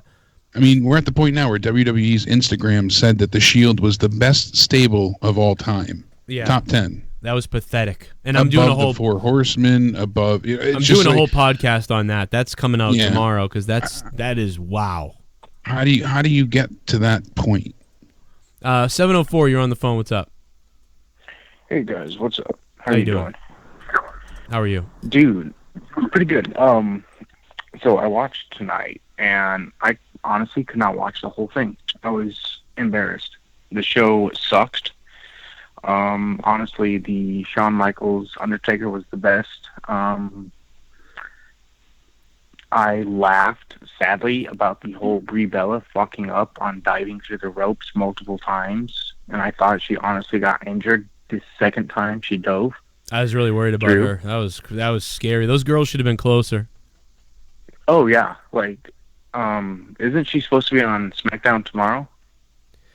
You know what? I forgot. I'm assuming she is, and I'm sure she's okay. You know, luckily she, you know, they did catch her a little bit, and she landed flat, so that's the good thing. She didn't fall like head down like the Undertaker jumping over the rope that time with the cameraman. Yeah. But so she landed. Thank God she landed well. You know what would have been nice though? I know this is weird. You're thinking about her, you know, her health or whatever. But I was thinking that after it happened and they realized she was okay, that one of the girls, I don't remember which one of the girls it happened to, but she kind of landed on her hand clearly because she tried to scoop underneath her to save her. She should have grabbed her wrist and like gotten up because she obviously didn't get taken out. She should have grabbed her wrist and been like, ah, and like turned around and kind of like walked away like, oh my God, she might have broken her wrist trying to protect herself from Brie Bella. You know, those are just little dumb things that I look at, but whatever. Yeah, and then the final thing I was going to say about that match, what did you guys think about the Liv Morgan when Nikki Bella entered the ring doing the John Cena thing? You think that pissed her off? Yeah, she did the "You Can't See Me," and Nikki looked pretty peeved, but it might have. I thought it was funny. That could be one of those things that's supposed to happen or not supposed to happen, but either way, it worked effectively. I thought Liv was kind of pretty good tonight. Out of the whole group, probably Nikki Bella and Liv Morgan look pretty good. Liv Morgan has never been a great wrestler. She's kind of just like does these fancy things, but for what she does and for what Brie Bella was doing, those two looked pretty good tonight, you know. I mean, but the rest of them, the whole thing ended up not looking very good, you know, total. But whatever. All right, yeah. And then who the fuck, honestly, is this dude from AOP? This new dude? Well, that is Drake Maverick, the 205 Live manager. Like, what the fuck? He looked ridiculous. He should be in a business suit. Obviously, I don't get, right. Dude. He looked ridiculous. He looked like a lost dwarf. He looked like a fan dressed up as them. It's, you know, dude, Drake, Rockstar Spud, Drake Maverick, wherever you want to call him, he should have just been in a suit. Why was he dressed up like Rob them? the Nerd says he looks like Chip Hazard from Small Soldiers. Oh my God, dude. He looked like Major Chip Hazard. Ugh. I bet SmackDown is SmackDown's going to be way better than Raw. Oh God, it's over. It's over. SmackDown doesn't have The Undertaker and Shawn Michaels, and they're going to beat this show tomorrow night. No way they don't. Easily. Because Samoa Joe and AJ Styles, like seriously, tomorrow night, whatever Samoa Joe and AJ Styles do will be better than everything that happened tonight except Shawn Michaels and Undertaker. So right there. Well, yeah. You got something. I agree. And then if there's a match that's good, that's it. SmackDown wins. One match. All you need is one decent match and a good situation with Samoa Joe and AJ Styles, and they beat Raw. And I'll give you two. Samoa Joe and AJ Styles, and then Miz and Maurice and Daniel Bryan. They'll easily beat it. Right, and maybe even Jeff and Randy will do something. I mean, it's just... Yeah. Charlotte and Becky. Whatever. It's not going to take much to beat Raw tomorrow night. I think SmackDown just has to show up at this point. Yeah, I feel that way too. And I don't think SmackDown's going to be great either. I don't either. It hasn't been, but bit of a... But Raw gave us no hook for next week. There's really nothing that was we have to tune in next Monday. You know, like what's the cliffhanger? We have football season kicking off and getting into full gear. And unless you're, diehard Roman fan at this point, or, you know, like Joe keeps saying, if you're, 9, 10 around there, or you love the Shield, what more do you have to look forward to? I honestly think ratings for next Monday are going to be dog shit because of Monday Night Football. Well, not only that, but all the little bit of interest that tonight caused is all gone, like Jake just said. So not only next week are you not really sure why you're watching, but also football's on. So goodbye. See you later. It's going to be a 2.7 or 2.8 next week. I'm not kidding. 704. Thank you for the call. I appreciate you guys calling and trying to get through and doing so much to try to get onto the show tonight. 339-226-6610. Where is it? It's over there. Oh, there it is. We're going to take 573. What's up, 573? Hey, yo, what's up, Joe? What's good? What's up, man? How you doing? I'm doing good, man. Hey, yo, here's the thing. Even though I didn't watch Raw, but just watching the highlights alone, it was a shit show. It really was. There are no highlights. That's the thing. There are no highlights. The Shield gets out of a police van again. Then they get attacked at the end, and the Undertaker and Shawn Michaels had an amazing promo. And that's it. It's over. That's it. Yeah, it was, man. But even though Shawn Michaels and Undertaker was the best thing on the show, FLs and shit, even the Shield supposed to be. You would think that by them being faces, they should be chilled, but they're actually getting booed because of. Well, I'm gonna be honest with you, man. I feel sorry for Seth Rollins and Dean Ambrose. I do they too. getting fucked out of the whole thing because of Roman Reigns. I play because they only doing this just to get Roman chilled. Yeah, but it's not worth. Seth Rollins was rolling on one of the best singles careers going in the WWE in the last few years. Seth Rollins was on a roll. His roll has come to a halt because they had to get Roman Reigns over. Dean Ambrose, big return, and any plans that might have been for him have come to a halt because they have to get Roman Reigns over. That is so pathetic. It's unbelievable, and I really feel bad for Seth Rollins. And then, dude, and then Kevin Owens with no story. He just shows up and attacks Bobby Lashley. Bobby Lashley is treated like a joke. Like, they have turned this guy into... I mean, I saw Bobby Lashley in TNA. I know that Bobby Lashley isn't the greatest, but in TNA, he came off like a MMA-type badass, at least sometimes. And on Raw, he is garbage. Because, he looked like a legitimate prize fighter, like an actual, he can't dance. Credible contender. I know it's because he can't dance. I know Vince is like, what? He doesn't dance like Little Richard? And that's what it is. Do you like pancakes? No? Right. I don't know what we're going to do with you. I'm going to tell you something. Here's the thing. I like pancakes, but not the fucking gimmick. Yeah, I don't like the goddamn gimmick. I'm going to tell you, man, I'm a black. Here's the thing. I'm an African American. Right. Okay. I don't like the way they do I don't like the way they promote black wrestlers in WWE. Bobby Lashley should be a badass. Right. And he should be the Brock Lesnar. And here's the bottom line with this. Here's the bottom line with this. I don't think that they're straight up racist. I don't think they're racist, but I do think that they're it's like my mother.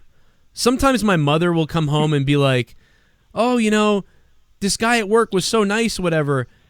And he's a black guy. And I'm like, "What the fuck does that mean? What does that have to do with anything? What the fuck?" So in my eyes, it's like that with like Vince McMahon. Vince McMahon he can't, it's like stereotyped into Vince's head that, there's you dance. He can't escape. It's like there's a stigma. Yeah. They can't figure out what to do.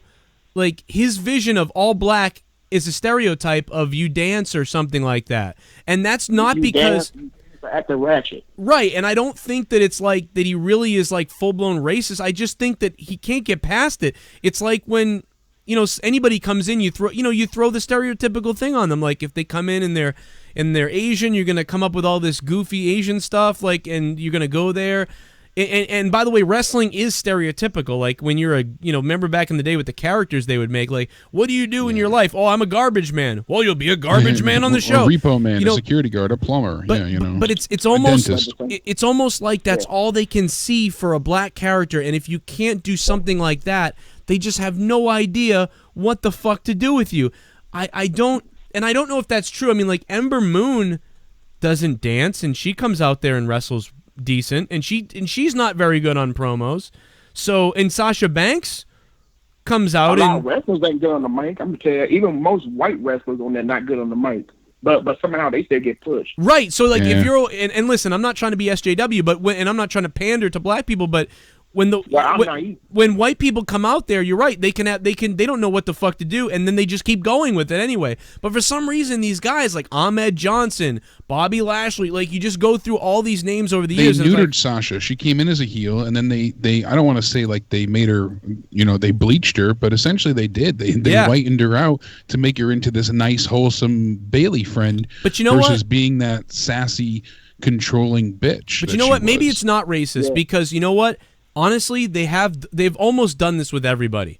Everybody they do this with. It doesn't matter white, black, Asian, whatever. Whoever comes into the WWE, it's like whatever their potential is, knock it down 5 steps because they just don't care to go there with anybody. It's very weird. Exactly, man. They don't care. And you know what? They don't care. And I don't want to go too much into the race thing because I don't want to make this all a race thing. But some of them should be, but like Sasha Banks and Bobby Lashley, even Ember Moon, they should be right now on the top of the game. But it's just one thing, they don't go no far with them. Anyway, but I will say this is the last thing I'm gonna say. Yeah. And this is the Shawn Michaels, and this is the Undertaker and Triple H match. Anytime if them two have to fight on a super show and be the main event, to me that tells me that Roman Reigns and all them, they not as over and plus they wouldn't have that much faith in them as much as I think. Right. Because anytime with 2 part-timers to be a main event, but that means your current roster, it's not over. Right. No, I agree. And it's sad what they have to do to put everyone's shit on hold for Roman. Thanks for the call, man. I'm going to let you go, but thanks for the call. John in the chat is right as well. They do it to Mexicans, too. They have to be luchadors or arrogant assholes who don't speak English. And, they exploit, stereotypes, Robert says. And that's another great point as well. Luckily, Andrade Cien Almas did the right thing. He took the goddamn mask off. And then when they stuck Zelina Vega with him, it saved his career. Sticking Vega with Cien Almas and him coming in without a mask on, deciding to get rid of the mask, which must have been an uproar around his family in that area for him growing up, was the thing that allowed him to be in the WWE and do this and to be not stereotyped. And also because he's taller and bigger, right? Alberto Del Rio was able to get the same situation to happen. So, he looked at what Alberto Del Rio did and he did the same thing. So, but he had to go ahead and he started off right away fighting, and it's like, oh, look at that. Who are you going to take on? It's got to be somebody with a mask, right? Oh, yep, Sin Cara or, it's like... And I know that people are calling me Social Joe Warrior in the chat. I'm sorry, guys. I know I do apologize. I know I went a little Social Justice Warrior. I don't want to do that. There's already enough of those cocksuckers floating around all over the internet. Fuck them. But it is an observation that's coming true. You know what I mean? I don't know. But anyway, the New Day is fucking badass. They're over. The Rock was half black. He kicked ass. And I know the New Day were badass. Now they're just merch. For a long time, they've just been merch shilling machines. Now they're, humping each other with pancakes. I liked when they actually stood for something. They had that. Think about when they first got together, and they basically outright said, they had that spiritual gimmick, and they said, we're black men that have been cast aside and misused multiple times. And that's what the New Day was formed out of. And it was like a parody of all the other black stereotypes, essentially, being thrown in your face. But the crowd just adored them and wanted to cheer them, so they turned them face. But they were heels for the longest time. And they started with the whole, hallelujah, it's a church. That's what Vince obviously... because it was a parody of black, stereotypes in wrestling. But unbelievable that they did that. The Nation, they did right. And, what they could have done with Bobby Lashley would have been nice tonight. If Bobby, he should have been the Brock Lesnar of this time. They should have had Bobby Lashley be like, hey, man, I'm glad you invited me out here for this. I'm going to break your arm. And he just stares at Jinder. I don't think you understand, Jinder. I'm going to break your arm. And he just has to be like scary. And if he was, and then he gets attacked by Owens, and it's like, oh shit, Bobby Lashley was getting scary for a second, and now he's getting beat up by Owens. Whatever, but that was dumb anyway. The whole thing was stupid. I get it's going to be a tie. But he could have said, "I'm not angry. I'm just going to hurt you. I'm just going to break your arm."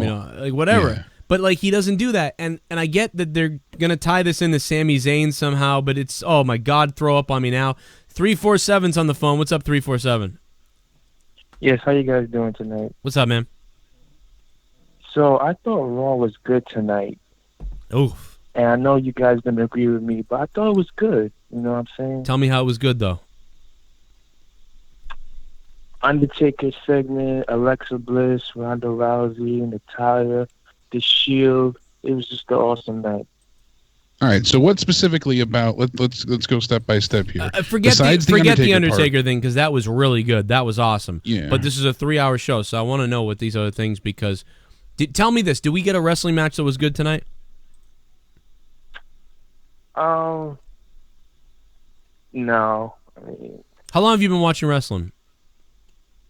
Just started. Like this year? Yeah. Okay, so I can see how you would like the Shield segment then, because, but I got to tell you, they've done this a million times where the guys this is come new in. to you, so I can see that. I totally understand you then. But they have done the segment where the guys break out of jail or get out of jail and show up at the end. They've done this about probably 20 times. So I've been watching since 1987, so it's way harder for me to get behind this. Plus, why did they steal the car? Why did they have the police car? It was goofy. They've done it with Roman. They've done it with the Shield. I can understand. Here's the thing, though. I didn't fall asleep tonight. I will say that. I was always kind of like, okay, now this is going to happen. All right. So I didn't fall into a coma tonight. And they tried to do a lot of different things tonight. So if you're a new fan, I give you a pass. I can understand how you could like this tonight. I totally get it. What got you into wrestling? A friend of mine. He started. He got me into WWE games, and then he said I should watch WWE RAW and Smackdown, and I just ordered the WWE Network recently. Dude, if you go watch like a Raw from '99 or 2001 even or 2006 or whatever, like you're gonna see a lot of the same stuff but done better. Yeah, so they have a curated playlist on the WWE Network for the Attitude Era that actually like picks out some of the highlighted and best Raws that you should check out. Let me try to give you an example. Like, have you ever seen the Rocky movies at all? Any of them, or have you seen any of those ever before? No. Have you seen Fast and the Furious? Yes. How many of them? I saw 7 and 8. You didn't see the first ones? No. Damn, you're a noob with everything. What the hell? Well, this would be like, I guess this would be the same situation. Like, like maybe somebody goes, oh, the new Fast and the Furious sucks. And you're like, oh, I liked it.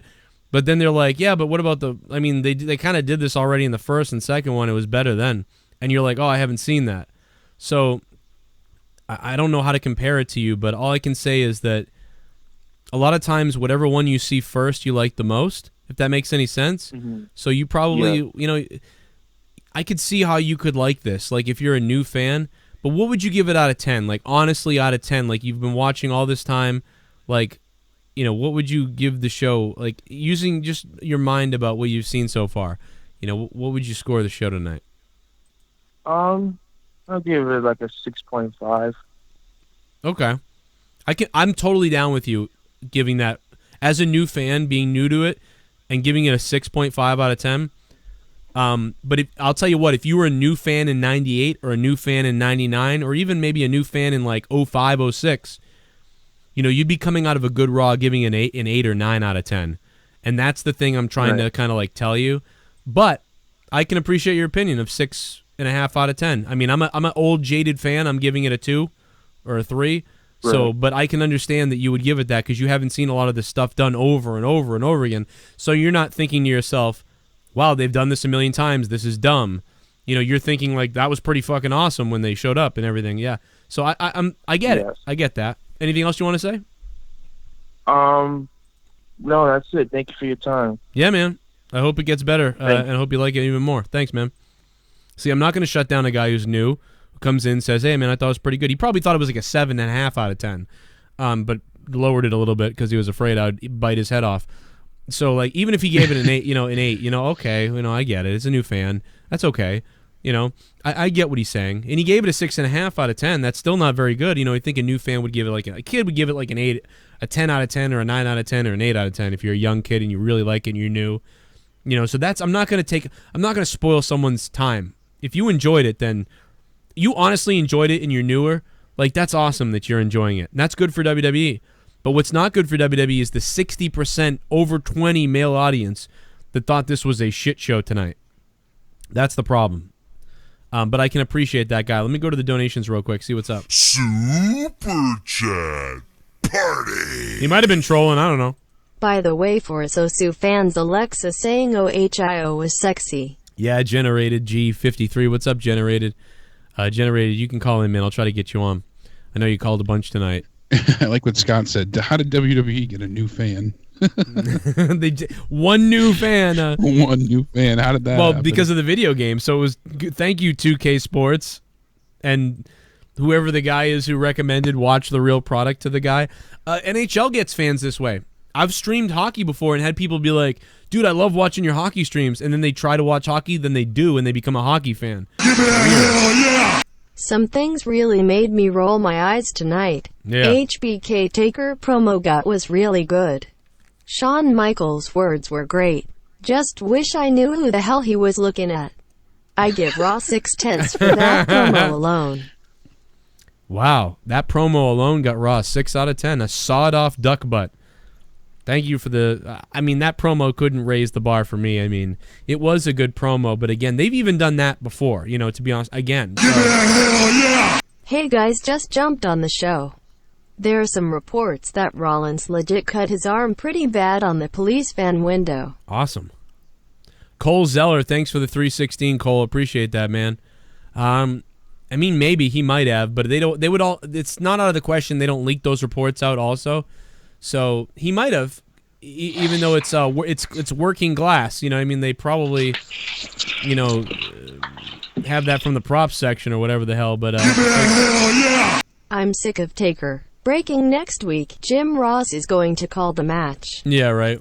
Fuck the whole show. See you at Mania Rock with Flamethrower versus Roman with live pit bulls. Oh my God, Gordon Bombay! Imagine The Rock coming down with pit bulls. The only way the kennel from hell. The only way I want Roman versus Rock is if Roman is going heel, full heel. If Roman isn't going full heel, I don't want to see it. And you know they're trying to set up like the Rock versus Hogan moment where like the crowd is gonna pop for The Rock crazy. I don't even know. You know, whatever. If he ain't heel, I don't know. Generated, what's up, man? The fuck?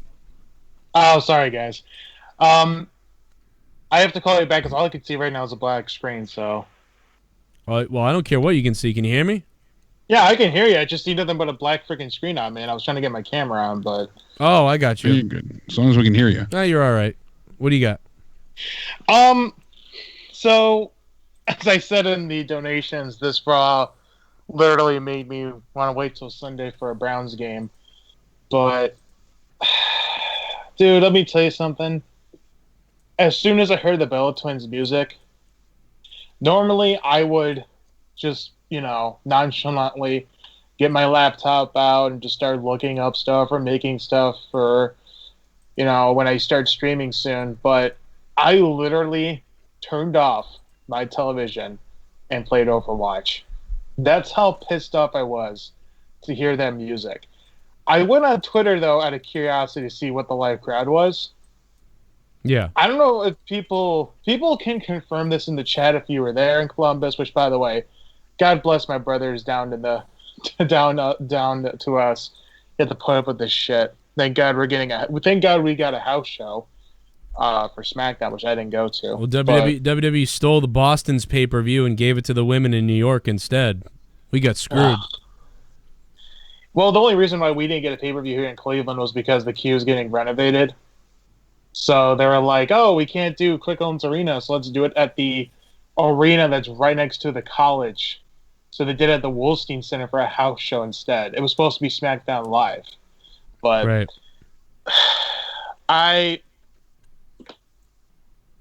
Let me tell you something. The fact that people are bitching that Charlotte's the Roman Reigns of the women's division, I think tonight officially opened everyone's eyes to that. They're not. I'm sorry. I will defend... I mean, I hate Charlotte Flair during her first tenure on Raw, and then when she got the SmackDown, I at least was supporting her because it's like, okay, they're giving her a fighting chance for a championship. But my God, can they shove the Bellas down our throats even more? I'm just fucking livid. You have Bayley, Sasha, Becky, all these women that put their heart and souls into these WWE shows, and the Bella Twins are like, fuck you, we run the place. And I don't know if you heard about this, Joe. Maria Kanellis wants the Divas title back. Yeah, I saw something about that last week, and I literally didn't even talk about it just because I thought it was so stupid I didn't even bring it up. It's bad enough when I heard the crowd was booing the shit out of the Bella Twins. And WWE muted them. Yeah, they cut out some of their booze. Listen, the reception. It's such bullshit. Luckily, they're not here anymore. Maria they're said not. that, but what she meant was she wanted to see another title added as like an undercard title for the women. So okay, you want an idea, Maria? How about this? You and your husband can leave the company and give it to a spot like Kyrie's saying, because clearly you and Mike Bennett have not done shit since forever ago until tonight. Well, that's not their fault. The WWE isn't booking them for a shit. Yeah, it's just Joe. You have to understand. I've said this on the show so many times, it might as well be my catchphrase. I have been a Bayley fan. I've been a Mickie James fan. I've been a fan of all these women on the roster. Half of them, at least. It just angers me that I thought Ruby Riott was getting a push. I thought they were going to push the Riott Squad. Boy, was I fucking wrong. I don't know what made you ever think that. How is Charlotte not like the Reigns? I don't get it. Like, you started with that. Go back to that. Like, people were bitching for eons that Charlotte Flair, I think this was after SummerSlam, that she was the Roman Reigns of the women's division, the Roman Reigns of the entire SmackDown women's division. You don't think she isn't? After tonight, no. I think personally, in my opinion. What? She's won the title like 7 times. Or 8 times. In 2 years. Yeah. She has the most wins out of any female performer in the WWE on pay-per-view. They literally stomped on all the other women so Charlotte could win multiple times. That's why that's why Charlotte's getting booed now. She just came back from injury and being out of the SmackDown show for quite some time, with surgery and whatnot. Tell me who's more of the Roman Reigns of the female division, because I'm trying to figure it out. She gets thrown right back in. The Bella Twins haven't been around in a long time. They literally showed up one time tonight. They shoved them down our throats, though, Joe. That's what no, I'm they trying don't. to get across. I don't feel that way because all they did was some cringy promotional shit tonight. They didn't get they shoved down gave our you throats. A commercial, but they didn't Compared make to them women's Charlotte. champion after being gone for months on end. Yeah, I mean, sure, it's cringy what they do, but they're not the Roman Reigns at all. They're just Can we all agree, though, that what they're doing with Brie Bella and Daniel Bryan is bullshit, though?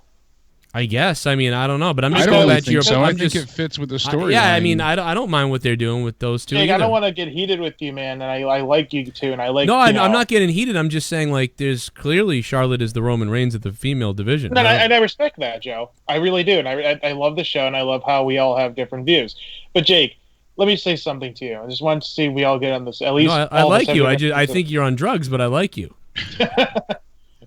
But no, can we all agree though that Daniel Bryan's using Brie to get over, or Brie's using Daniel to get over? I'm sorry. No, I don't think so. You don't think so? Seriously? I don't think they're using each other. I think it's in line with the storyline. Maurice helped the Miz win by handing the brass knuckles, and Brie's the equalizer in this scenario. I get Shield vibes. Maybe I'm the only one. Now they did try that. They did try that when Daniel Bryan was injured and was out of action, couldn't wrestle. Yeah, Brie would try to rub off on yes kicks and they coming out with the yes chance. They did that. They did that then, but not now. And that didn't work then. It was cringy, but now it fits very well with the storyline that they've crafted. Yeah. Well, like I said, I like hearing y'all's different sides on things. Yeah, like I'm not mad. Like I think once this is done, the story will continue at some point with the Miz and Daniel, and Brie won't be involved then. Or at WrestleMania, it will be the two of them with the girls in the corner. Whatever. It doesn't feel. I said it since they announced this match at Hell in a Cell. Why not do Brie? Why not do Daniel Miz at Mania for the title, right? And you can do Brie Marie separately. I don't understand. Like, I feel like this because they're going to keep them apart until Mania, but you got to still have them face each other. So in the meantime, this keeps the story going. Yeah, I see what you're saying, Jay. I understand your need. I know you want to, be angry with the Bellas because I mean what they did was cringe tonight. But again, what they did, Joe, to me was a spit in the face because I literally loved. This is the reason why I loved NXT. But I just feel like you just don't like the Bellas. Like you just hate the Bellas, so you're saying this because if you line up Charlotte's appearances with Charlotte's wins with Charlotte's titles, and then line it up with the last 3 years of the Bellas, like, it ain't even close at all. Well, when Nikki held on to that, the Divas belt was just to break AJ Lee's record, and even then, Nikki barely went ahead and defended the belt. She was injured most of the time. So Jake, don't even fucking remind me of that title record being broken, because let me tell you something, I felt absolutely fucking ill after that, and that was a diehard AJ. But that's Lee why fan. they do it. That's why they let Brock hold it for so long. They, if you're not a company man anymore, they want to get you out of the record books. It's so fucking stupid. But besides that, Raw was interesting tonight for me. My sister watched. She's a huge Undertaker fan. We've been wrestling fans since 2007, right? So she grew up during the Taker world title era. I kind of started watching during the Cena Batista Reign era. You started watching right as it went to shit. That sucks. I was 7 back then, and I was like, "Oh God, John Cena! Yay, John Cena!" So, I got you. I mean, I'm still a fan of Cena, but in the hey, look, it's my childhood kind of thing, not like John Cena. We all did this with Hogan. Basically, we grew up like, oh my God, Hogan, and then by the time like we were 10 and 11, we were like, lame. And then then he became a bad guy, and it was awesome. So like, I mean, that's the thing. Hey, I liked 07 Cena because personally he would swear up the ass and he didn't get in trouble for it. But no, my sister walks in during the Taker and Sean segment, and as soon as Taker came out, she was like, orgasm. Well, no, first of all, she comes in the room and goes, why and where? Because she didn't know about I don't think she knew about Taker versus Triple H. I had to let her know. She was like, oh, cool, another Taker Triple H match where Taker's going to just destroy Triple H. Great. Then when they tease with Taker, I don't know who said the line. I forgot who said the line where it made it look like, oh God, we're getting a rematch.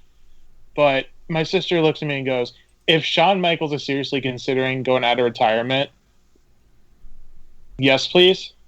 Because that would just be the only match that we would all like for WrestleMania. Well, I mean, yeah, I think that's what they're setting up. I mean, I'm the biggest Shawn Michaels fan, so like he's my favorite of all time. So, I mean, dude, he's like one of the only guys I would pay money to to go see, other than like maybe AJ Styles and Seth and whatever. So it's like, it's pretty crazy. So if he comes out of retirement, I'm going to be jacking off. But yeah, which it seems like he's going to do versus Roman Reigns. Now, there we go. But it's like that's how bad things are now. How about HBK versus Styles or HBK versus Nakamura? Well, he already because here's the thing. I said this earlier in the review. They've offered him those matches already, and he turned them down. And I'm sure they offered him to come back this time, and he said no. And then they said, but no, it could be against Undertaker. Therefore, it's not like he's wrestling a younger guy he can't keep up with. None of that stuff. He can wrestle the Undertaker. He can pace the match. And also, it doesn't matter because he already lost to the Undertaker, so it's not like he's coming back and wrestling someone else. He's still giving Undertaker the match, and he can lose again, and nothing changes really. So yeah, I hear you. But it was just really awesome to see that. But don't mind me look like I'm actually trying to download the Alexa Bliss OHIO chant and trying to see if someone can slow it down and like really, really slow it down. But wow, you are you're gonna be made fun of for that comment. I'll tell you that. You can't see in the camera right now, but to everyone that's not OSC. But you're masturbating. Is your sister still in the room? Oh, Jake, seriously? Oh man, hey, how old is your sister? How old is your sister? She's 24. Tell her I want to come in her ass. Anyway, thank you for the call. I appreciate it.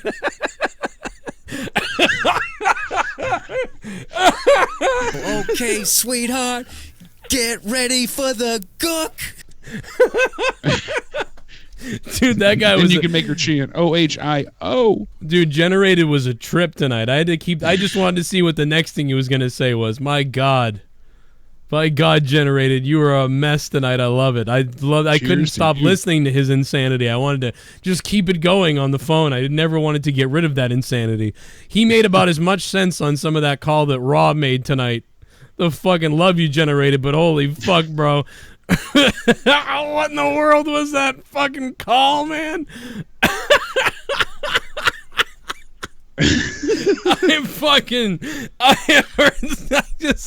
I was like, is he gonna keep going with this crazy shit? I love you, Generated. Call back next week for sure, because that entertained me, I'll tell you that. 734 is live on the phone. What's up? Beat that. Hey, man. What's up, Jones? What's going on? You wouldn't rip on somebody too hard for if they said they like tonight's show, right? Right, right. exactly. No, I don't think I'll rip on anybody as hard as I just ripped on Generated for his weird ass thing. Well, I enjoyed the show, and if you'll give me a couple minutes, I'll explain to you exactly why. Well, but the guy that just called didn't like the show, but I just ripped on him anyway. But no, go ahead. No, tell me. And I didn't rip on that guy that called earlier. He gave it a 6 out of 10. So go ahead. Yeah. For one, when they first started tonight. He hung up the phone, or he got disconnected. I didn't hang up on him though. When they first started tonight, click. Sorry, Monica said, "Does that mean Joe's all in?" Dude, I'm all in Generated, sister. That's right. And that guy donated earlier tonight. I'm still saying this Generated's stuff. in the chat. He said slow clap, so he knows. I love you, Generated. I'm kidding, man. Much love. Hey, hey, I'm not. His opinion is his opinion. I just think the Bellas, like, what the fuck? I mean, dude, we've only seen them once. You ask me in 9 weeks if they're on Raw the next 9 weeks, and then I might give you a different answer. But I mean, what, they came back for the first time in, what'd they say, 3 years, and the first time in, I don't know. I was like, yeah, whatever. Yeah, this is the first time they've wrestled in 3 years, and I mean, they're not very good, but come on. Like, no, that's why I said before. It's easy to see Charlotte. they don't hold a candle to the women's division now, but if I can only compare them to Roman if Nikki came back, beat Ronda in 10 seconds, won the title. There's hardly a comparison there. I did not hang up. I swear to God, don't see it. I did not hang up on that guy. I'll take his call again. Yeah, because I was curious to hear what he was going to say. So me too. He was like, I've got to say all this stuff about Raw, and then he hung up. Beely's on the phone. What's up, Beely? I'm gonna kill myself. Beely's looking for suicide. Dude, what the hell did I just watch on my TV tonight? Honestly, what the fuck did I just watch on my TV? I don't know, but I got 130 new subscribers, so shout out to you guys. Appreciate the subs. Hit that bell, too. Beely, it was horrible. Was there anything that you saw that was differently horrible than what I saw? Well, the Shield thing was predictable, so... Right. The Undertaker and Shawn Michaels thing, it was good, but I really didn't give a fuck about anything else on the show, really, because... What's up, Joe Cronin? Yo, 707, hang on a minute, okay, man? You're on live, but let me get the rest of Beely, and I'll put you on, okay? All right. All right, man. All right, Beely, go ahead, yeah. So, it was really all bad besides that promo. Yeah, I turned the show off when Braun Strowman and Finn Balor's match started, because I was like, fuck this shit. I didn't want to watch the rest of the show. I was done. Like, dude, I want to stop watching. I literally want to stop watching. This show is god-awful. It's fucking garbage. Well, a lot of people at WWE get mad at me. Guys like Road Dogg and other guys in the company have said to me in DMs and other places, as much as, you want to say that, have a fair assessment of our show because you're making people stop watching. And I said, I don't agree with that. I think some of these people would not watch, but they're still watching to kind of come on and talk about it afterwards on my show. I think if there was no show they were watching afterwards, that they would just stop watching it altogether. But because my show, they kind of want to see what happens so they can understand what I'm talking about later.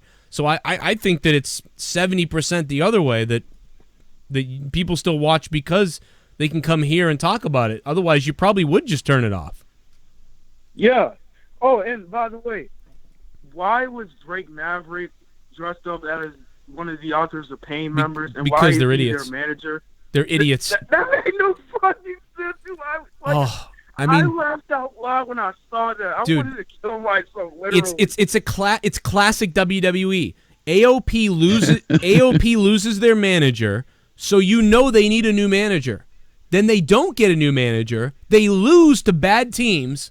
Then they give them the wrong new manager who dresses up like them. Like, it is classic WWE. You did the right thing, but nope, you still did it wrong somehow. Time, yeah, dude, and that's what they get pissed off about. People like Road Dogg, like, oh, but we did what you wanted. We listened to the fans.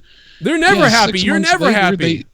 They came up after Mania, and then they walked away from Ellering. They left him standing there, and then they lost repeatedly, weeks afterwards. What the hell took them so long to find a manager for AOP? And listen, I'm not trying to grandstand too much tonight because I already have a bunch about myself, and I'm a fucking idiot who has a GED. I mean, let's cut me down a little bit. But I promise you, if they had allowed me to be the manager of AOP from the right away, this team would have taken off and we would have done something. But this is a fucking joke. Anybody could have done a better job. Almost any manager in independent wrestling nowadays. I would have loved to do this with them, or to have somebody else do it with them. And instead, and by the way, Spud or Drake, whatever his name is, Drake Maverick now, he is a great speaker and a good wrestler. But this is just wrong. Like, they're fucking idiots. 707, I'm sorry, go ahead. Hey, Joe, this is Kadeem Stewart from California. I love your show. Keep up the good work. From what? I love your show. Keep up the good work. Oh, man, thank you for that. But what do you... I have a question. I missed your plug there, though, where you're from. Question. What planet are you from? Sorry. Mexico, California. Okay. And I have a question. Okay. With WWE Evolution slumping sales, do you think the WWE Evolution will be a flop come October 26th? I don't think it will be a flop. But I think that, thanks for the call, by the way. I don't think it will be a flop. But, it will be certainly a grandstanding over-celebration that I don't mind. A lot of people getting really nasty and angry that the women have an all pay-per-view or whatever. I don't really care. I think it's going to be all right. I'm going to watch it. No problem. I was really excited for... I don't care. I'm just mad they took the Boston pay-per-view away from me. Yeah, I was really excited initially for the possibility of them having their own pay-per-view. I like the idea. I've been pushing for a long time. I said I would like it if they had their own show akin to 205 Live. Where they had multiple titles. Things could be interesting in that aspect if they were able to take the entire female roster and, break it up into segments and have, competitive and complacent good storylines. But, things would be more competent that way. Problem is that the way they're booking this show, like you said, is to be more grandstanding. Instead of going with the obvious route with traditional storylines and feuds that make sense, they're like Trish Stratus and Mickie James said, let's do this one more time. Instead, we get Trish and Alexa Bliss, who isn't even champion. We don't know who is facing who yet, but we got Lita and Mickie James announced. That doesn't really make sense. They're going to fill it with so many legends that people are going to show up regardless. And I have a feeling that the male audience is going to be in attendance, and that's going to also, they'll have a few legends there, so more people will show up for that as well. They won't be wrestling, but they're going to pack the house to make people show up. Leah just stretched in the middle of the living room and I'm gonna jizz. Okay, but no, I'm expecting a 6 out of 10 pay-per-view. Okay, we'll see what happens though. Yeah, I think it'll be good. It won't be great, but they're gonna push their agenda so hard that it's gonna be nauseating. 201, what's up? Hey Joe, what's going on, man? Long time listener, first time caller, man. Oh, fuck yeah. I was watching. I had a chance to watch Raw tonight, and I was just like, the women's segment. I feel so bad for Natalya, man. I really do, because I feel like she's just being forced in a position after dealing with all the stuff with her father. You got the company pushing Ronda, just burying Sasha, Bayley. I don't know what they're doing with Ember. They just have her filling in a slot and stuff like that. I feel bad for Ember. I honestly, obviously I feel bad about Natalya's father. That's horrible, but I don't feel bad for Natalya. I feel like this is the position she loves and puts herself in all the time. So I don't feel bad for Natalya, but I do feel bad for Ember Moon because I think that she is naturally getting over the way Becky was getting over. And I feel bad for Bayley and Sasha that they're put in these garbage positions all the time. Actually, to be honest with you, I'm less upset for Natalya than all of them, to be honest. But thank you for the call, man. And what's up? And thank you for calling and call back next week. And I'm rushing people because we're up against the time here, and I want to get more phone calls. So thank you for calling. But yeah, I'm actually least worried about Natalya, and I'm most worried about Sasha and Bayley. But that train has sailed, that ship has sailed. I'm already over that. Now I'm worried about Ember. But 630, what's up? Hey, what's up, Joe? How's it going? I'm the devil. What's going on, man? I'm sorry. I just want to say, man, the Undertaker stuff was cool, but like everything else was just boring, bro. Like, it wasn't even good at all. I don't know what could have been good tonight, man. You're right. There was no wrestling match, and there was really nothing else. Even the Kevin Owens return was a fail because you're like, oh, he's back already. Like, it wasn't like 3 weeks passed or anything like that. He was just here, so, oh, he quit. I guess not. He's attacking a boring character, Bobby Lashley, who's in the ring with boring people, and so the crowd was dead. And, yeah, I just think it was a fail all around. How long have you been watching? I've been watching since 2004, man. Wow, really? Jesus, I thought you were younger, but that's yeah, it's pretty bad. So I agree. There's nothing you can't say anything about it because there's nothing to say about it. You know, the caller called, said it was bad, and I hang up on him. And what else are you gonna say? You know, I mean, other than offering me better ideas of what they could have done. By the way, I have done that tonight. Anybody like Road Dogg or anybody out there in WWE that would say like, well, give us a better idea of what to do. Well, I've given you some better ideas of what to do tonight. And if you really wanted a whole show on me booking Raw, I can do that show. And I will do it. And I'm not even that good. And I don't want to book anything, by the way. I'd rather be a commentator or be a manager. I don't want to book anything. I don't think I'm that good at booking. And I think there's better people at booking than me, by far, that I've come across. And but I think this is so piss poor that I would create at least 1 million more viewers if I was to be in charge. I believe 100% in my mind and in myself that despite the fact that I believe I'm not even a good booker, that I would create 1 million more viewers for you if I was in charge of all the booking, or at least half of it. I guarantee you, 100%. I said this because sometimes I just think that we know best.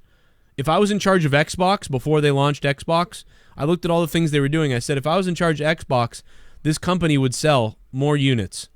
And every decision I said would have been better than what Xbox did. And they failed, they pissed everyone off, and they went to shit. And there would have been no doubt about it that if me or any one of you guys out there that would have been in charge of the business and made different business decisions on DRM and all these other things, you would have sold more units. You would have sold at least 500,000 more units, if not more, on Xbox. Simple. And we said that before they launched Xbox, before the controversies even started. We knew they were coming. We said it. They happened. The sales dropped, and they sucked. And that is a fact that anybody else who made better decisions would have made that company 500,000 more sales on Xbox than what they did. Xbox is much better now. They've turned things around, but they should have never even started that way on the new Xbox One, by the way. Again, starts with the name. Never should have called the Xbox One when it's Xbox 3. You should have called it Xbox Infinity or whatever the fuck. It would have been better. So all around a fail by Xbox, similar to how this company in WWE right now is failing as far as booking content. I don't think I'm a very good booker or a very good writer, but I certainly would do a better job than what the hell's out there now. And many of the listeners would too. There are some people out there that go, I know how to do this, and they're not very good. But a lot of people are better than, this is trash. This is lazy piss trash. And it's embarrassing. If anybody wants to call, I'll try to take one more call or two more calls maybe. You're on with me and Jake DeMarco. Joe Cronin Show. Hit that subscribe button down below. Don't miss out on our daily podcasts, news videos, or opinions on wrestling. And then our non-wrestling shows on Friday night, Monetize This. My other YouTube channels, all the links are down below. Become a patron tonight. You'll get to hear my podcast that I'm putting out tonight for tomorrow and all the other podcasts that we do on Patreon. Over 30 hours of bonus content on Patreon.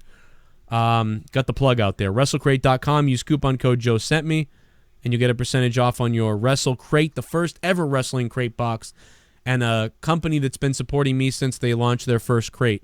Like 4 years ago or something. 408, what's up? Yo, Brother Cronin. What's up, man? Two things, my brother.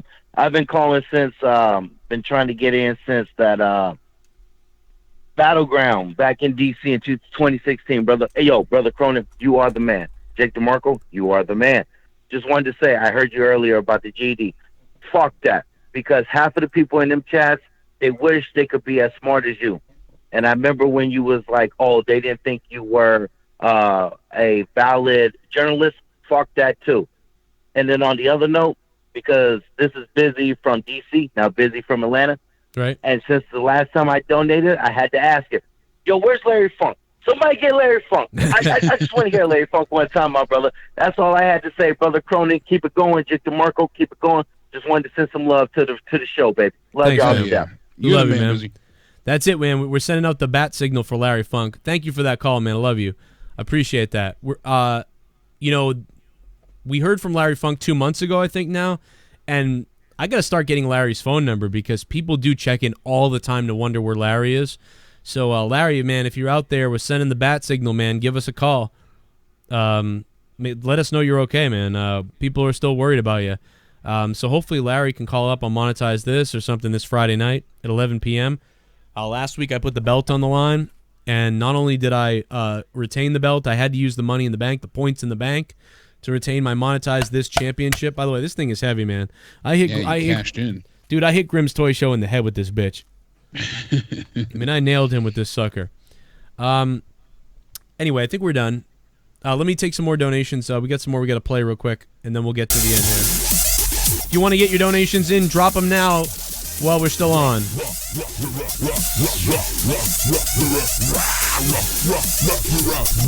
Yeah, where's Beefy Mario at? Oh, yeah, Jake. Evolution is looking to be dreadful except for the Mae Young final.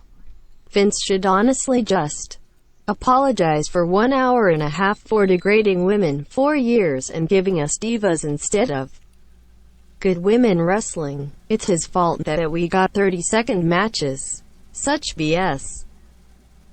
Yeah, I agree. You know, Vince, obviously, it's ridiculous. You know, you don't have to bring everybody in and make everybody monsters right away. But Javier, thanks for the donation, man. I agree, though. This was simply handled atrociously. I mean, really badly. Thank you for the donation, though, Javier. And Joe Martin, thanks for subbing. I'm going to take one more phone call. And then, guys, tomorrow night after SmackDown, I'll be live. Call up tomorrow night. We'll get you on.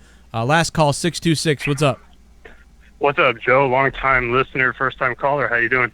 I'm doing all right. I'm surprised I'm pretty sure I drank this whole coffee. Otherwise, I got to believe I would have passed out tonight, but I don't know. Hey, well, so I hear you saying that Charlotte is like the Roman Reigns of the women's division. And I hear a lot of people saying that.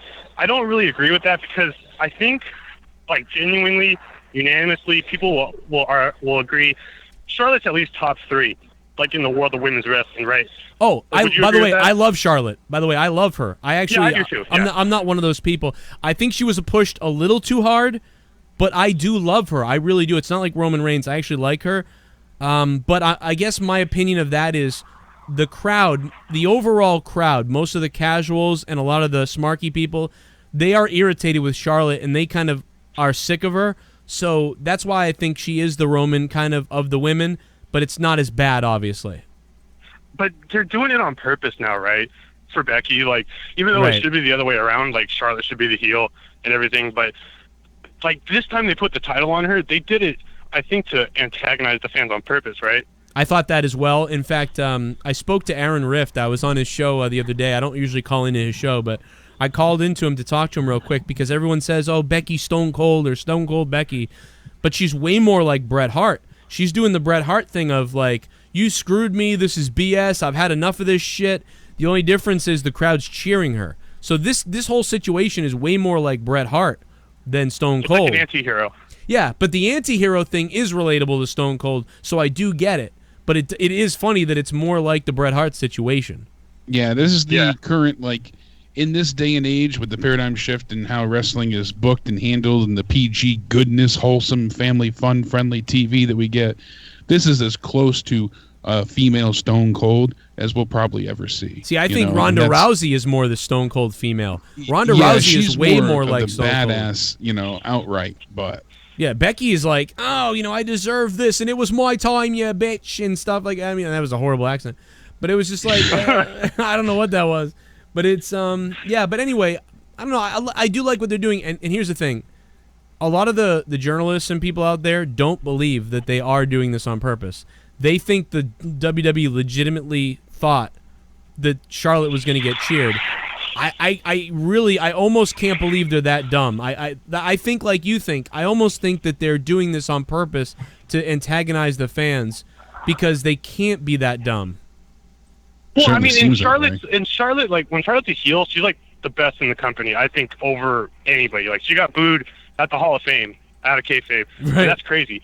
You know, so like to have her go heel, I guess is the typical way to do it. And I guess they're just trying to see like, well, Becky's been face for fucking ever, so let's see what the fuck she can do for us. But I don't know. I like it so far. I think they have something good going on their hands in that route. And I wanted to say one thing about Drake Maverick. I actually think he's really good for AOP. Besides dressing up like them like an idiot, I think he's actually going to be really good for him.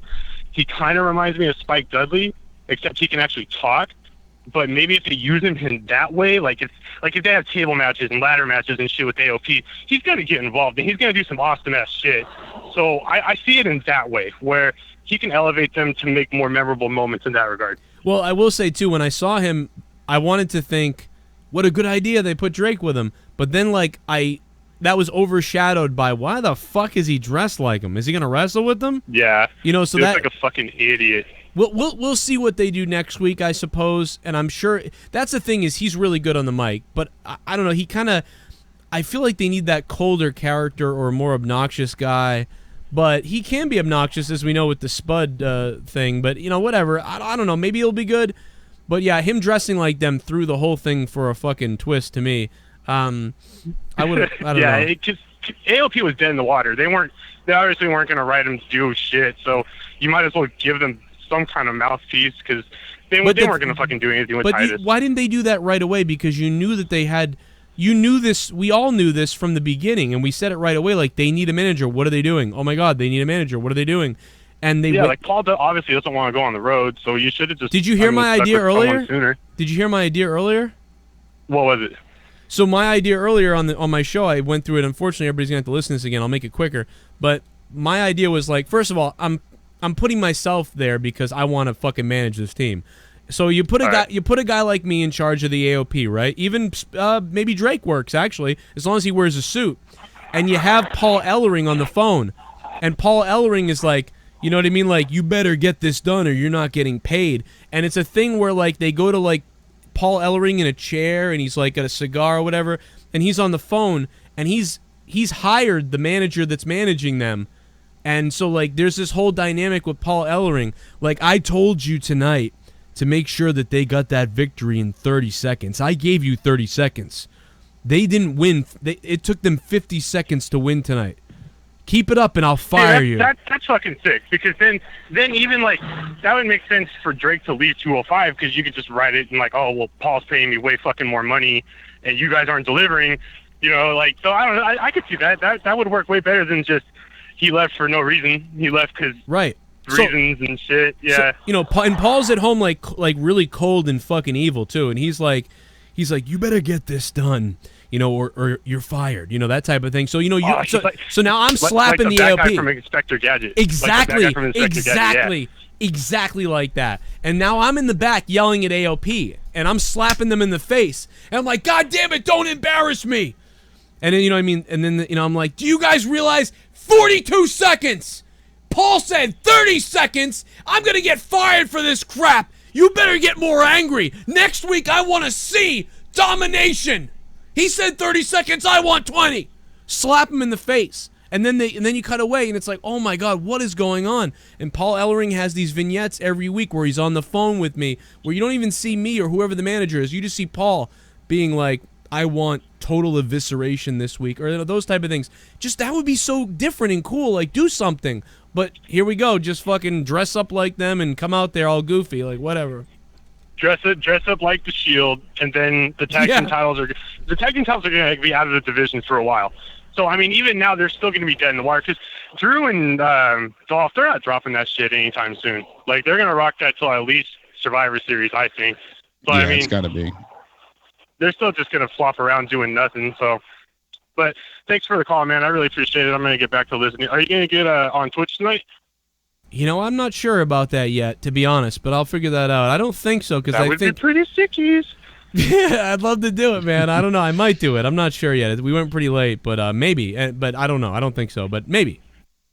All All right, man. I'll give you a call back next week. It was a blast talking to you. I really appreciate it. Yeah, thanks, man. Good shit. All right, man. Love you, man. Good shit. I don't think so because I think I'm kind of like tapped out a little bit, although I am a little bit hyper right now, so I'm not really sure. I'd be more for tomorrow. I knew you weren't going to do it because you've been dead. Yeah, I got enough cold medicine in my system to keep me up for a little while longer. By the way, I believe Famous B is going to stop by tomorrow and talk to us about Lucha. Sweet. Lucha Underground. Yeah, tomorrow and some night other we got to things. try the new PUBG release out. So The new PUBG's out tomorrow, so that's going to be exciting. New map. What they else? put out the update tonight, but I guess they're having server issues. So Oh fuck. Maybe I'll try to log in and play it, but is that so? I had tried during Raw and I couldn't connect. So You're telling me War Mode is not there yet? yeah, no, they're holding off on that. They're going to stagger the release of War Mode and custom games. So War Mode will come out at the end of the month, which they didn't say. They said it was all coming. Yeah, for they the said it was all September 4th coming. Release. And then they changed it randomly today. When they released the patch, they said, oh, we're going to stagger it so people have a chance to get used to the new layout of things. So they have the Sandhook map. They have the skins, the challenges, the Wait a minute. achievements. Sandy Hook map? Get into the school. And they're going to go ahead and release everything else slowly. So it's just a way to stagger content. Yo, Shell, So they what's have up, Shell? Shell's in the chat. Shit, I thought she disappeared again. Shell, what's up? How you doing? Hope you're all right. Yeah, we had a lot of good faithfuls in the chat tonight. Ed's View, Y Society, everybody's in here, man. Listen, I'm not going to be doing gaming because I've got a lot of other work to do, but I'm going to have a bunch of stuff, and by work I mean podcasting and Patreon. I'm leaving the Patreon link in the chat right now. That's the Patreon link. Jump on over and click on that and become a patron if you can. 30 hours of bonus content a month. All the people that are patrons will tell you how good it is. We got Morning Madness podcast, Jake and Joe podcast, After Dark with Jesse, Corrupted podcast, polls, live Q&As you can't hear anywhere else, my little shoots on other things there. Tons of shit over on Patreon. Go ahead and sign on up there. Also, to get easier access to all the episodes, go to my website if you're a patron. Go to joecroninshow.net. And right now, Corrupted and Morning Madness, the links to the download Dropbox for all the episodes are on joecroninshow.net. Use your phone, whatever, to go to the website, and you'll get all that access. And I don't think there's anything else for me to plug other than please, if you like what you hear here, share it, tell all your friends about it, share it all over the place, Reddit, Twitter, or whatever the hell. Hit the like button, stick the thumb up my ass, and subscribe. Don't miss out on the daily wrestling podcast, videos, live streams after every WWE event. Tomorrow night, we'll have SmackDown review after SmackDown. Wednesday night, we'll be live at 11 p.m. Eastern Time, U.S., with the Out of Nowhere Wrestling Podcast, episode fucking 100 some shit. I don't even know. And then Thursday night Throwdown will be back this Thursday night, which is non-wrestling. Friday night, it's Monetize This, which is non-wrestling.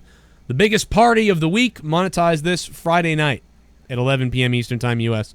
Shout out to all of our friends all over the world, in Canada, the U.K., down in Mexico, Asia, Australia, all over the world. Worldwide, listening. baby. Love you guys. Big Dreams Now is in New Orleans.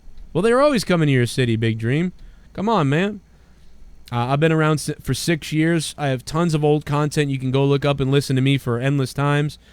But in podcast format on Patreon. We have over 330 patrons right now on Patreon, which is really damn good, I think. And we really need to get to 500 patrons to really cement the deal. So let's see if we can get to 500 patrons before the year is out. I don't know if we can. It's going to be tough. But let's bring it. It's lots of bonus content. It can be done. Yeah, sure. And I just saw this now. People sent it my way, but I guess Wrestling Observer was talking about it today. It was brought up that WWE is struggling to sell out the pay-per-view for Evolution. It's 11,000 seats, so it's not even like it's a huge, stage and arena to fill, but they can't even sell out 11,000 seats. Jesus They said Christ. those tickets may eventually sell, but the company evidently hoped for a much better immediate response. It's taking place in New York, and they figured with the overall importance of the event, it would sell out right away, especially with Trish versus Alexa Bliss being announced. Oh, man, a stretch. I felt that stretch coming. That is, dude, I bet you they have like 7,000 tickets sold probably right now. 6 or 7, yeah, probably. No. Yeah, 7 sounds about right. Shit, man. Well, I appreciate everybody who's listening, all the new people. What's up to everybody? I've been doing this on YouTube for 6 years. You can find out more about me and me talking about things that are non-wrestling and wrestling and all kinds of shit. Have live Q&As with me that nobody else can hear on Patreon. Also, if you're on Patreon and you want to get in the system with your phone number, please private message me on Patreon. I respond to all of the private messages on Patreon. Even if you're a $1 patron, I respond to you, everybody. I believe I've responded to everybody's ever. So please, you can put your number on Patreon in a private message to me. I'll put you in the system under the name you want me listing you under, and it'll make it a little bit easier for you to call in and get on because I'll list you as a patron. So that will be a little bit better. Also, remember, we have a Discord. We have all kinds of links down below in the description box. I have 3 other YouTube channels that you can check out in the description box below where we talk about the world, entertainment, news, other bullshit that's not wrestling. So check that out. But mostly the Joe Cronin Show is primarily wrestling. Most of you guys know this. I see tons of people that I've known for years in the chat right now, and I fucking love all you guys. Thank you for supporting me and the channel and what we do here. There's a couple more donations to play. Let me get to those before we get out of here. David Scott, thank you for subbing to the channel, man. Have a beer for me. Man, I almost don't want to go away. I almost don't. Get ready for the gook. Okay, sweetheart. Get ready for the gook. Fuck yeah, I got everyone's addresses, Mon. I got everyone's fucking addresses, Mon. Your word is a law, they need to listen. Nikki J. Nikki J, thank you for donating the $5 super chat. And thanks to the guy who donated the new $15 super chat earlier. That was fun to hear it. I love you. I worked a couple hours on that one, believe it or not, because I kept fucking it up. So it was good to hear the new song, man. I felt the love on that one. Maybe I'll just hang here and just Q&A with you guys. Peace out to everybody who's leaving.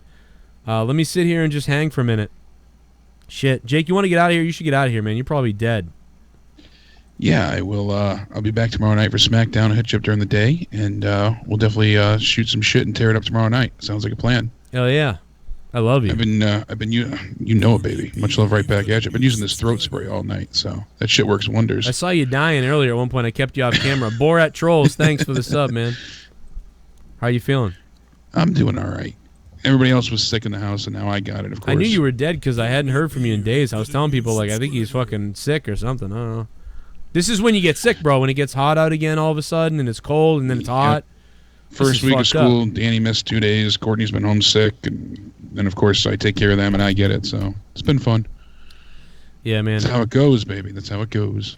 It's a mess, man. It's a goddamn nightmare sometimes, but I'm glad dude, I think it's because I work from home now, doing the shows, all these podcasts and all these shows, and I'm not trying to jinx myself, but I haven't really had a major cold now in a year, which is a record for me. If you guys remember, I was getting sick all the time. Like, I was, like, always fucking sick the last 4 years or whatever. And the last, I think it's been 8 months to 9 months with... Yeah, without getting sick, which is a huge deal. Now I'm going to get it for saying this, but... Yeah, well, you figure, too, your immune system gets built up around the kids, too, because they're going to school and back. And now they're going to go and bring home shit to me. That's what's going to happen. They're going to bring home shit to me. I was a Navy SEAL. Were you a Navy SEAL? Because I know 9/11 was an inside job. I was the governor of Minnesota. Were you a governor? I don't think so. I haven't Mr. Ventura on the line. I haven't seen the bodies, have you? I've never seen a body once.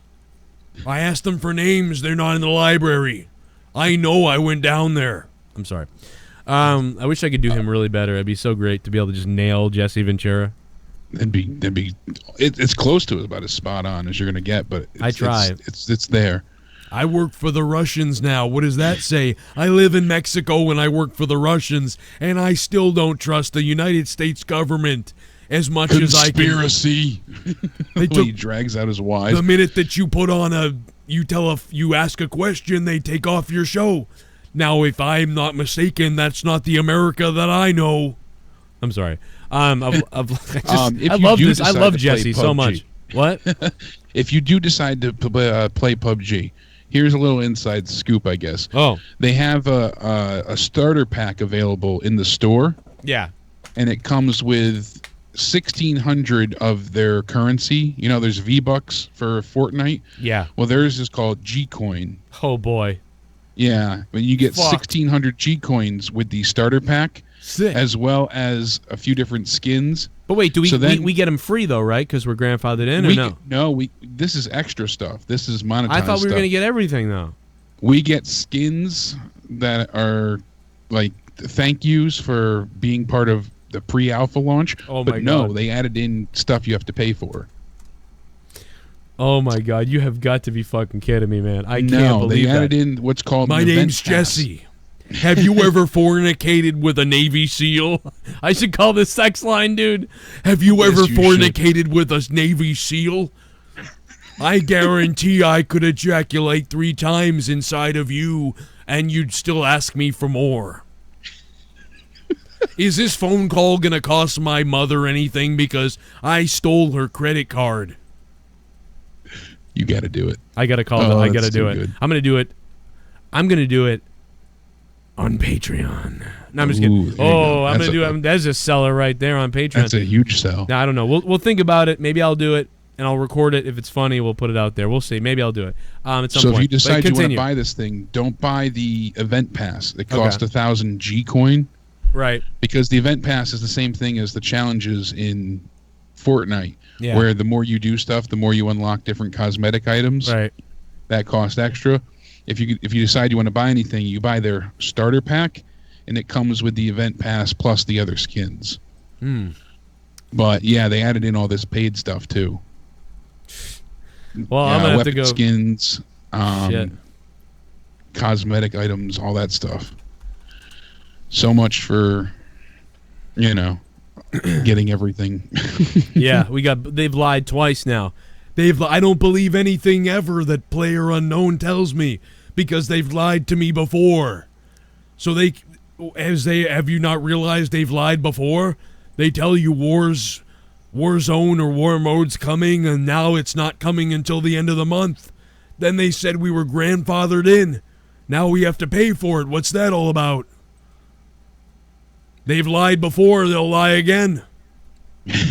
And the fact that people are only getting games with 50 to 60 players. They're not getting the full 100 in the lobby. You know, if I told you that half of what I said wasn't going to come true, would you ever believe me again? Probably not. Oh, I'm sorry. Okay. I would love to try PUBG tonight to trial this stuff with everybody. I kind of pumped up for it. But I'm going to say that tomorrow night, after SmackDown, we'll go live. However, if you are a hardcore out there and you want to linger around, or you're a patron, you're on Patreon, I can say that I may go live on Twitch. Maybe. I don't think so, but possibly. And if I do, I will tweet it out, and I will message it out on Patreon, so you'll get the email about it, and I'll go live on Twitch only. Maybe. I don't know if I'm gonna, but maybe. And that's about it. Jake, I'm gonna let you go. I'm gonna get out of here, actually. Alrighty. Everybody have a great night. Stay sexy, and I'll see you guys all tomorrow for SmackDown. Hopefully it's better than Raw. I'm sure it will be. At Countdown Ended on Twitter for Jake. Good night, Jake. Thank you. I love you. Let's never forget the time that Rybotch called the show. That was fun. Rybotch, I mean. Hey, Rybotch, I heard. Rybotch called the show. It was a parody. Yeah. This is Cronin. I'm not talking about wrestling at all, bro. I'm here to talk about straight dick. Oh my God, we're actually talking the real. I can't believe you came in. Fucking Ryback. What do you think? I'm fucking around here, man? I ain't got time for this shit, bro. Listen, Ryback. $2,000 I come in your Discord. Right off the bat, $2,000. Yes, we will pay you $2,000, Ryback. I'm really sorry for what I did. Honestly, dude, I didn't fucking. You're ruffling feathers, Cronin. You're ruffling feathers, bro. Yeah, but you got to admit, sometimes you got to ruffle feathers, man. Sometimes, look, it got you in here. You know what I mean? Yeah, I mean, listen, I know you do wrestling, but I'm online looking for like porn sites for cock. That's when and I just came across you right now. Oh my God, right? Jesus, Rybacker. I mean, I don't know what you're. This is really. Hey, weird. listen, man. I work out with cock. You know what I mean? Like I weightlift dudes, like whole men.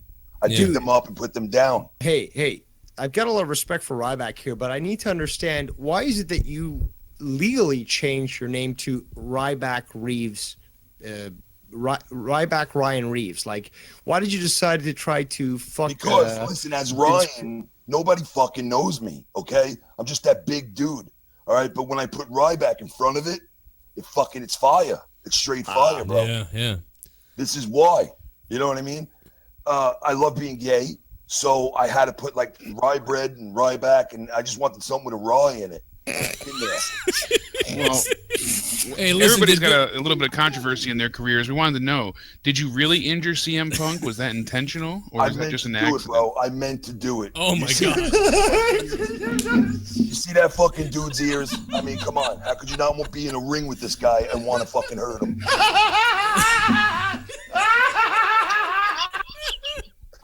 Bro, did Vince McMahon ever touch you? Me and Vince were fucking for like 4 years, bro. Seriously, on the reg. I would go to his house and I would tear it out, and we'd work out together, and then he'd shoot me with a needle, and then we'd fuck again, and it was like an ongoing thing. That's why I was so surprised when they let me go. You know, that's terrible. I'm the boss. I mean, you should have a good spot. You know, I mean, not be losing your shit. You know. You figure, he would have kept you around forever. Dave Rose might be dead. So much. Considering my dick smelt like him, I would think that I had a job for a while. I gotta know, with Mr. McMahon, were you a top or were you a bottom? I was a bottom guy because Twitter, I guess, named Joe Cronin. And he's got a cool way of talking in the microphone. You suck Joe Cronin's dick, fucking faggot. And or some various version of that. You're listening to The Joe Cronin Show. Don't forget to like, comment, and body slam that subscribe button. This is the Epic Voice Guy, and I can honestly say, Joe Cronin is god awful, that is. You guys seriously listen to this guy? And now it's time for The Joe Cronin Show. And he's got a cool way of talking in the microphone. Oh boy. But there's a guy on Twitter, I guess, named Joe Cronin, who's telling people that I want $2,000 to do his radio show.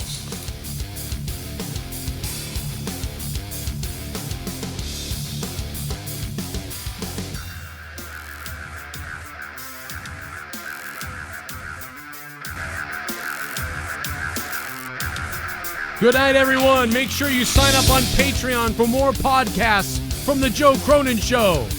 And die, Cornet, die.